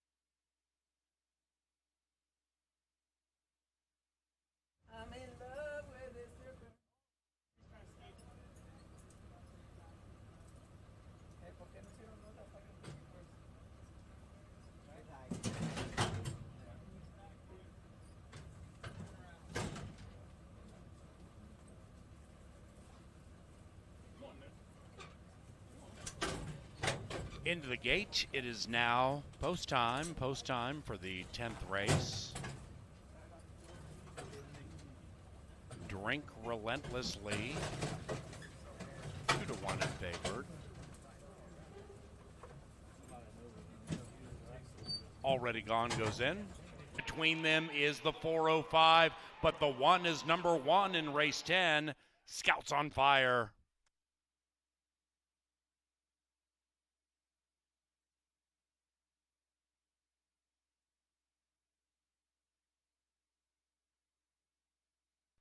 Jockey Nick Goodwin bounced out of that mishap out of the gate okay, and he's walking away from the situation under his own power.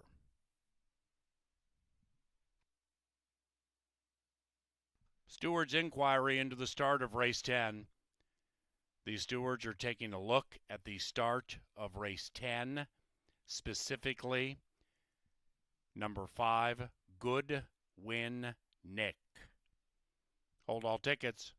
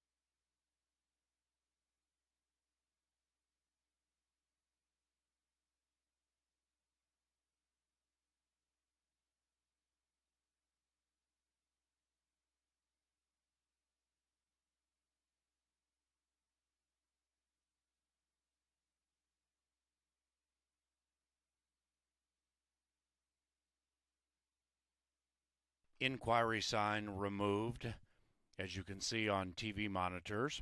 Number 5, Good Win Nick, stumbles and unseats rider Nick Goodwin, who bounced out of it okay. The 5 had a fair chance to race. Gate popped in unison with the rest of the field, so no change to the final order. 1648, 1648.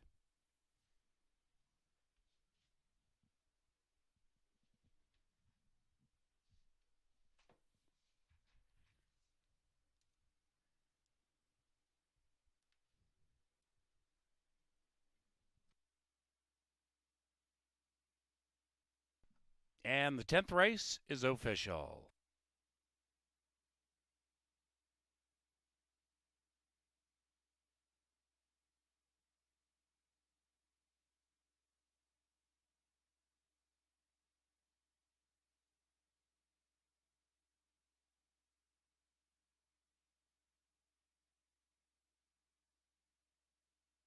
Into the winner's enclosure, it is Scouts on Fire and David Pinon. Winning owner, Tom Maher. The winning trainer, Tyler Stein. We come now to the 11th. It is our penultimate. No scratches.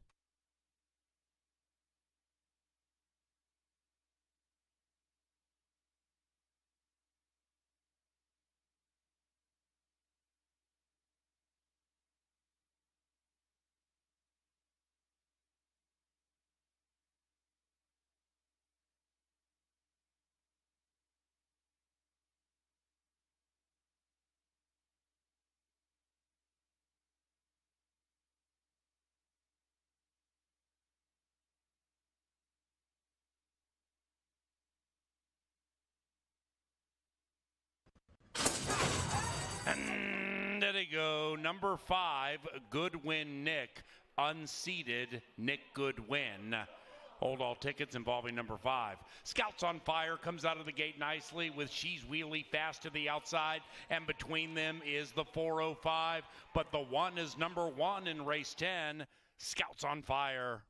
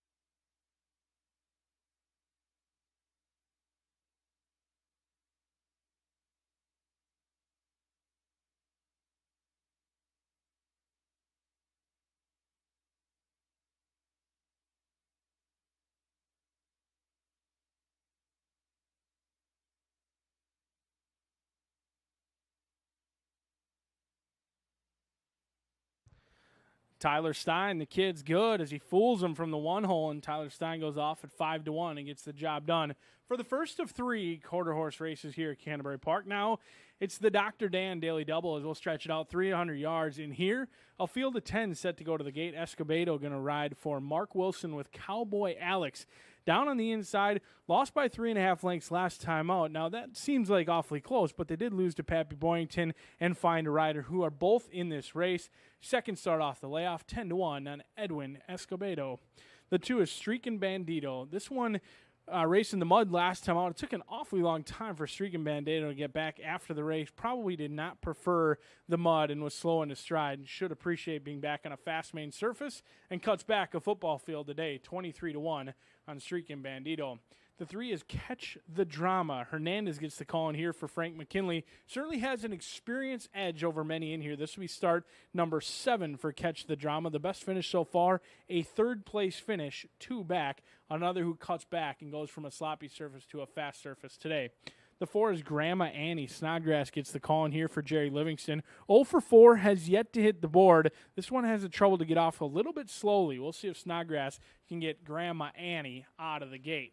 The 5 is Beyond the Boundary. The good-looking Grays showing good energy down here in the walking ring. Rye Eccleberry gets the call as Ralph Hagelin owns, trains, and bred this 3-year-old filly right at home in Minnesota. 6 starts, has yet to finish better than 4th place finishes, 2 back. Another who goes from the mud to a fast track today. Beyond the Boundary does look good in the walking ring. But I'm going to try Find a Rider, and luckily for Mark Wilson, he did not have to find a rider because Bemidji's own Nick Goodwin, one of the toughest riders in the jockey room, fell off last race, didn't get an opportunity to run. But luckily, he's not only right back on his feet, but he's right back on a horse. Find a Rider, not today for Mark Wilson, as he's got his guy, Nick Goodwin, in the saddle.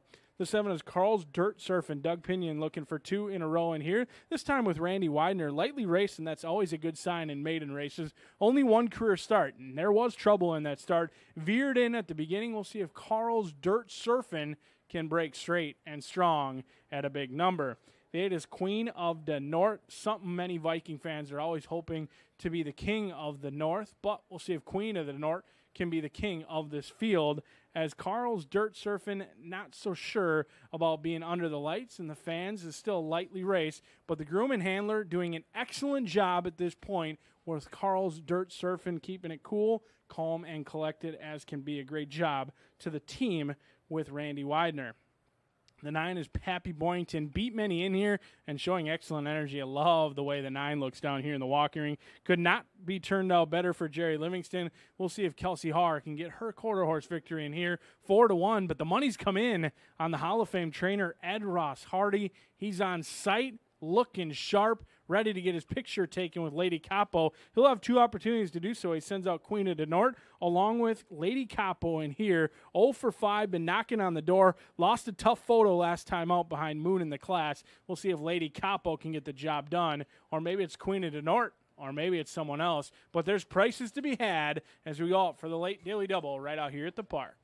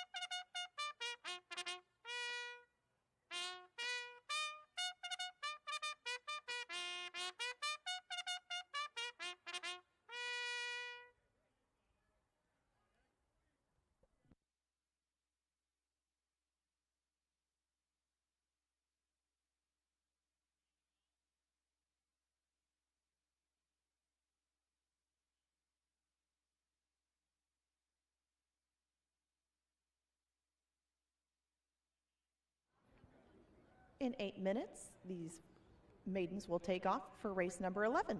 300 yards is the distance for our second to last race of the day.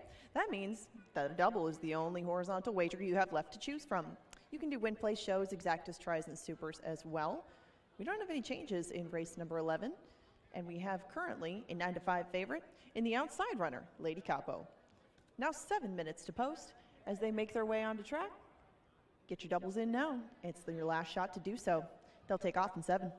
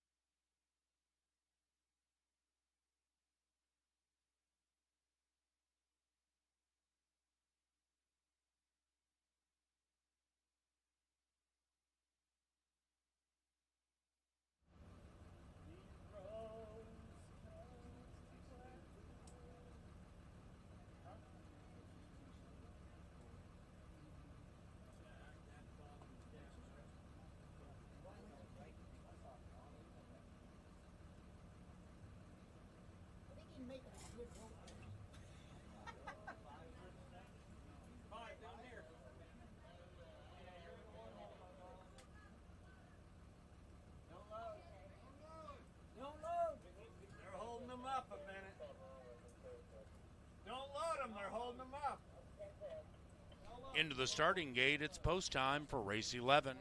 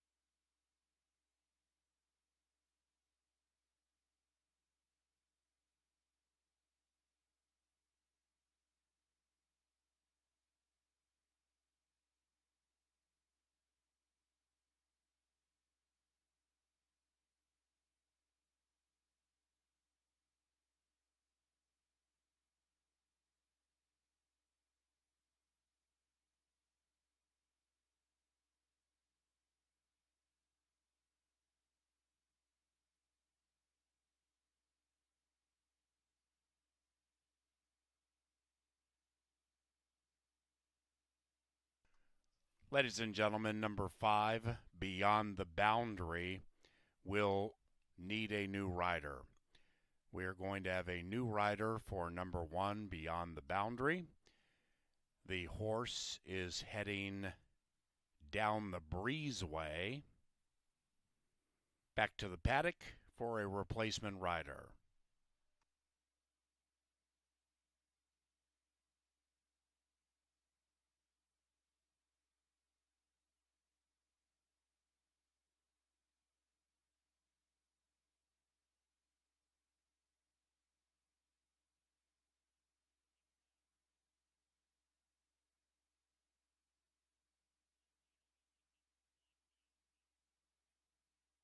Check that, ladies and gentlemen, number 5, Beyond the Boundary, being returned to the paddock for a replacement rider.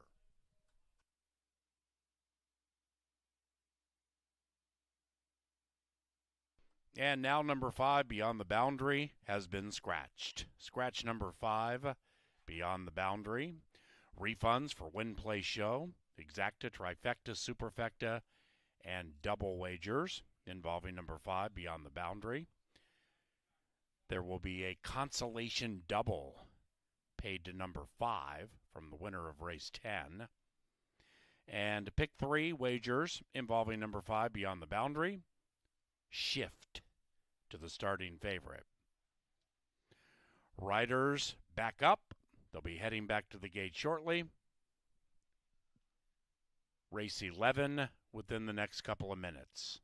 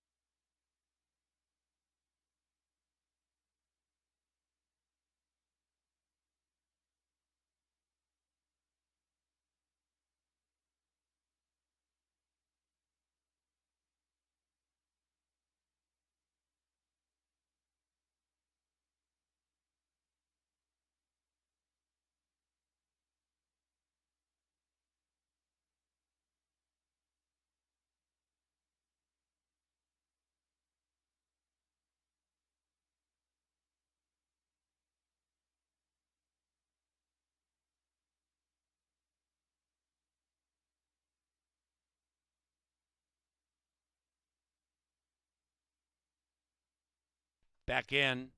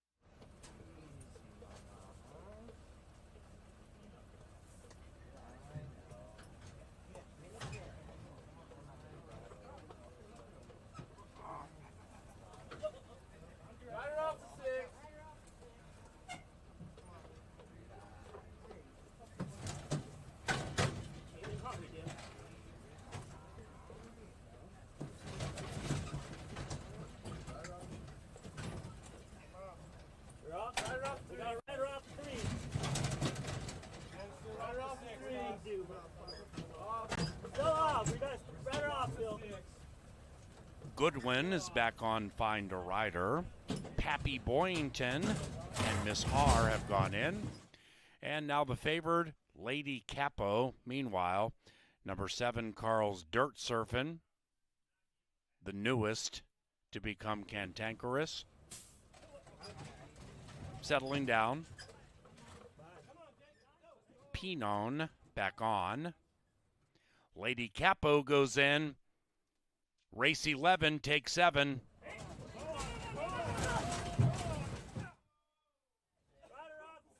Jeez.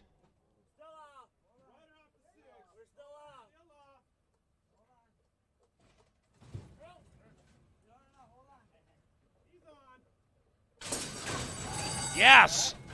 Yes. Cowboy Alex pops outside. Pappy Boyington firing. Between them, Find a Rider. Far outside, the favored Lady Capo. It is Pappy Boyington to win at 2.5 to 1.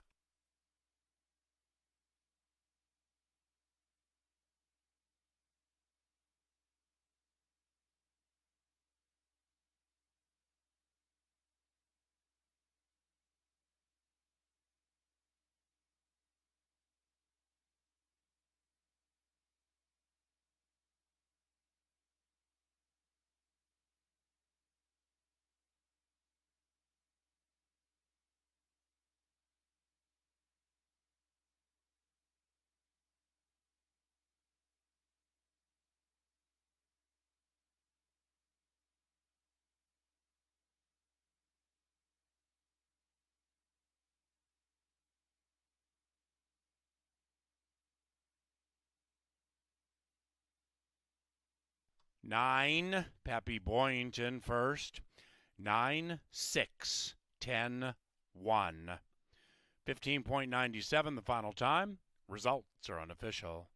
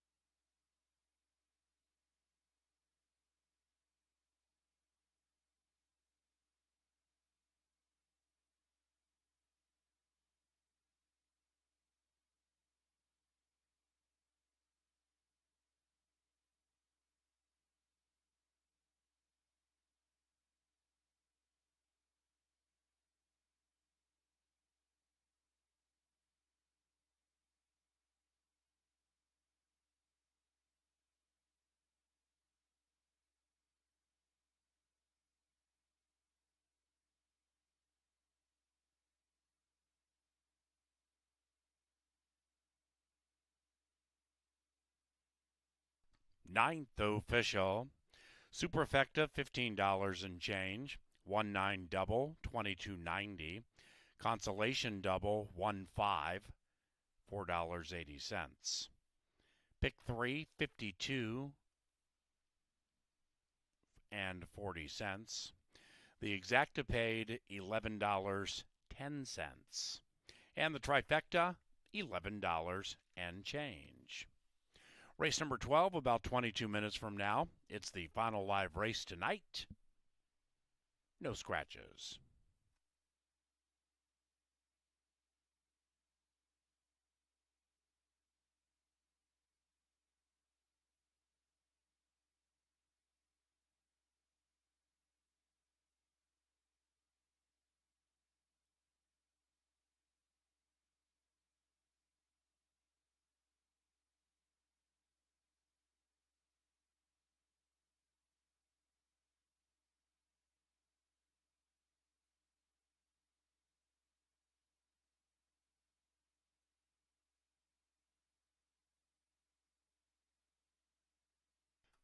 Now entering the winner's circle, Peppy Boynton and Kelsey Haar. The winning owner, Terry Reed, who bred Peppy Boynton in Minnesota. And the winning trainer, Jerry Livingston. Peppy Boynton is a 3-year-old bay son out of apolitical blood from Silver Fastback. Peppy Boynton.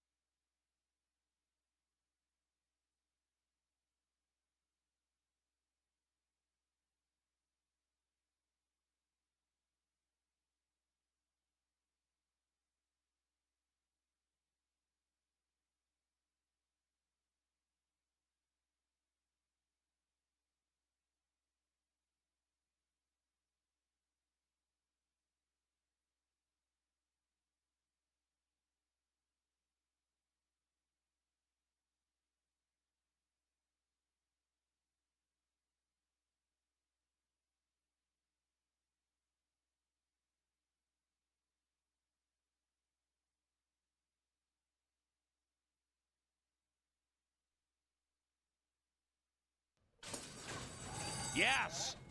Yes. Cowboy Alex pops outside. Peppy Boynton firing. Between them, find a rider. Far outside, the favor Lady Capo. It is Peppy Boynton to win at 2.5 to 1.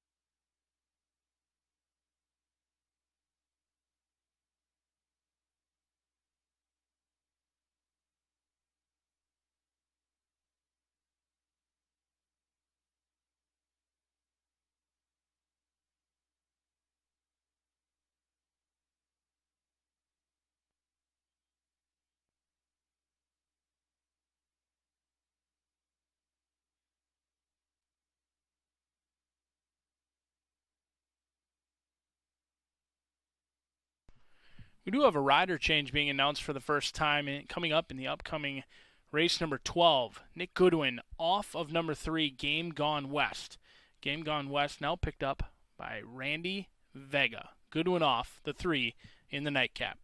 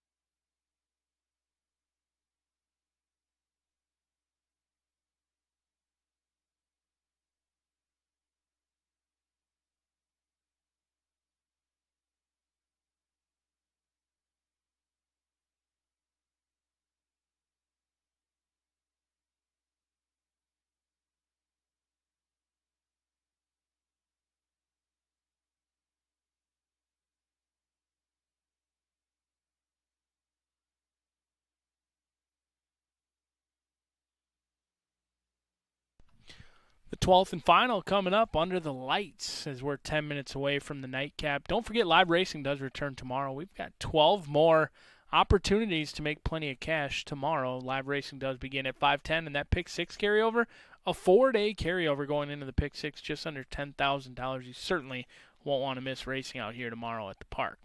The one is EOS One Chance Fancy. Martinez gets the call in here for Ed Ross Hardy. 1 win from 3 starts. That lone win did come against Statebreds, and this is a Statebred race as well. Jumped up to allowance last time out. Comes back at that same level. This one, 330, just kind of never popped and then faded a little bit. We'll see if EOS One Chance Fancy can run a winning race in here at a big price. The 2 is Furiosity. This is an overlay that certainly interests me. Exits a 4th place finish in the North Star Derby. That was in the mud, going 400 yards, went off at a big price.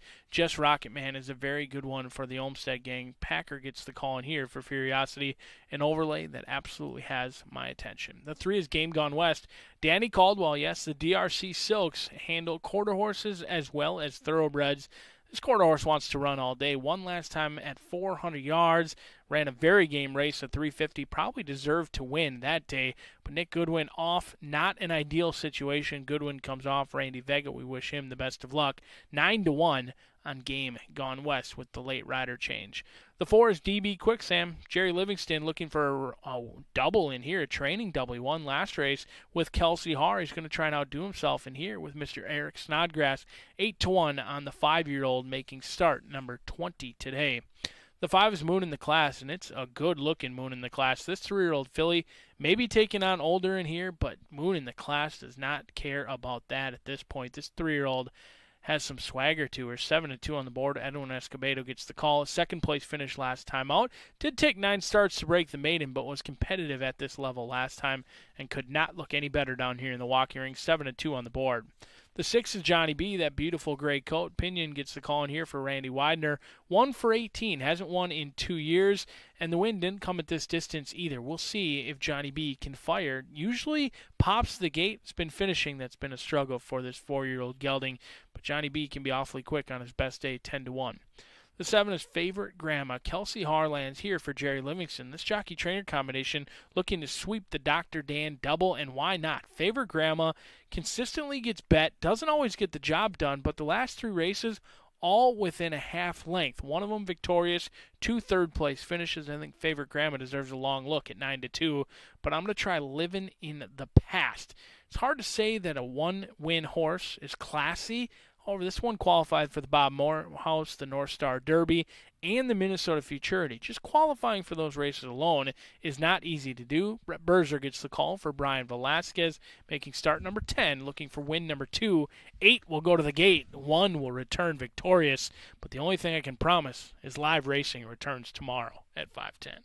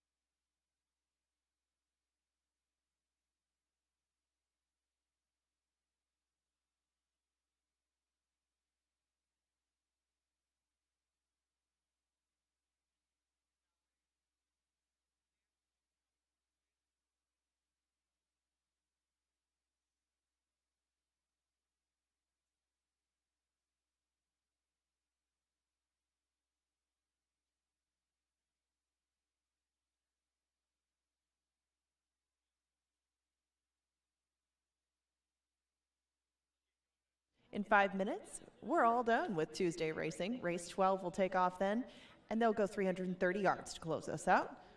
Nice little allowance for Minnesota breds. They all seek win number 2, and your 8-5 favorite on the outside is Living in the Past. And we have a rider change on the 3. Just saw that one go by. And a field of 8 will conclude Tuesday action. Remember, we start back up, as he said, tomorrow at 5 o'clock. Another full card tomorrow. Good luck. You have 5 more minutes to bet race number 12.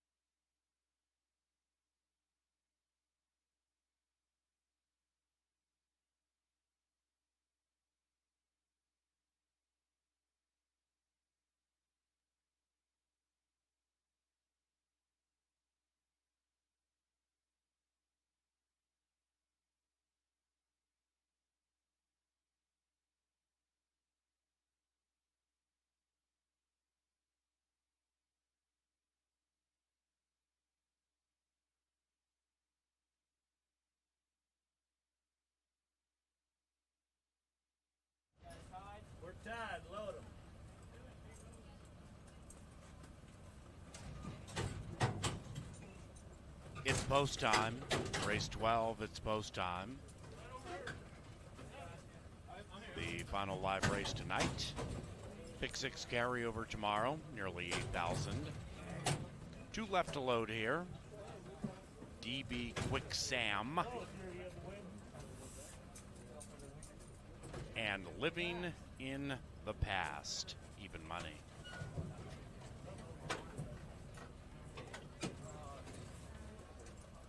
One out.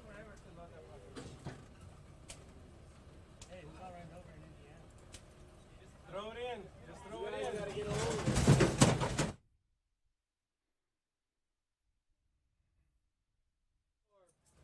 Hold on.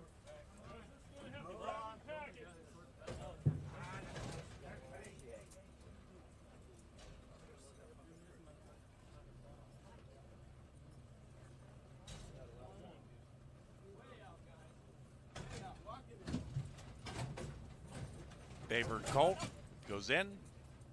8 in the gate. On the way they go. Living in the Past stumbled badly shortly after the gates opened. Furiosity out fast with EOS One Chance Fancy to the inside. Now Living in the Past finds stride to the outside, but is too late. Furiosity with an upset at 7-1.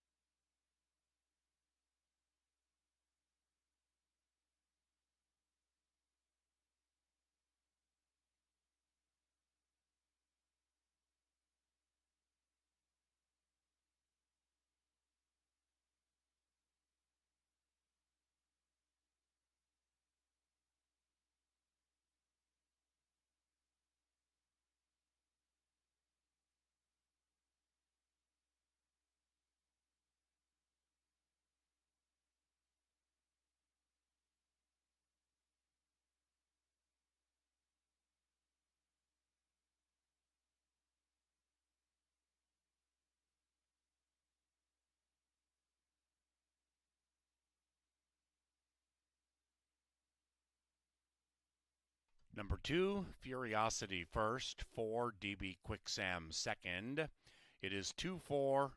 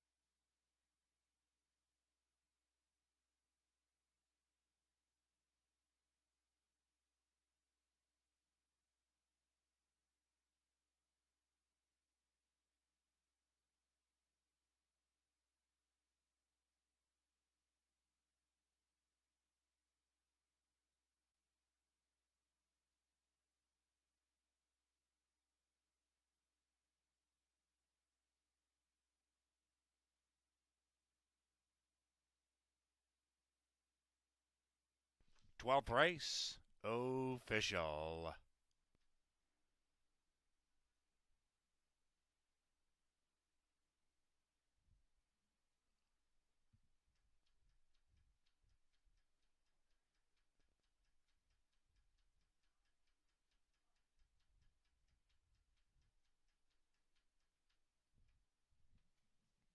The final pick 4 paid $245. The exacta 2-4, $78.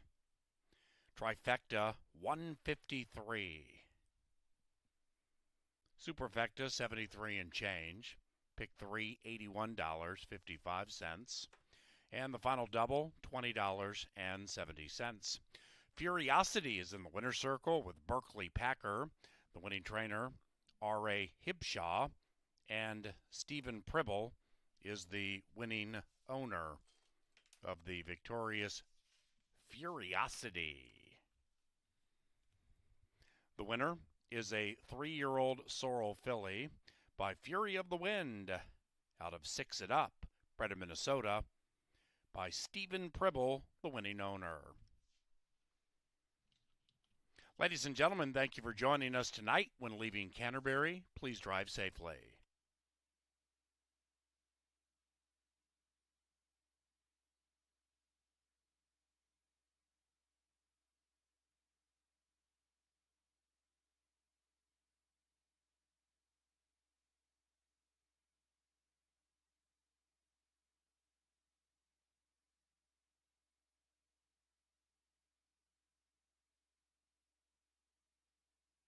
The gate. On the way they go. Living in the Past stumbled badly shortly after the gates opened. Furiosity out fast with EOS One Chance Fancy to the inside. Now Living in the Past finds stride to the outside, but is too late. Furiosity with an upset at 7-1.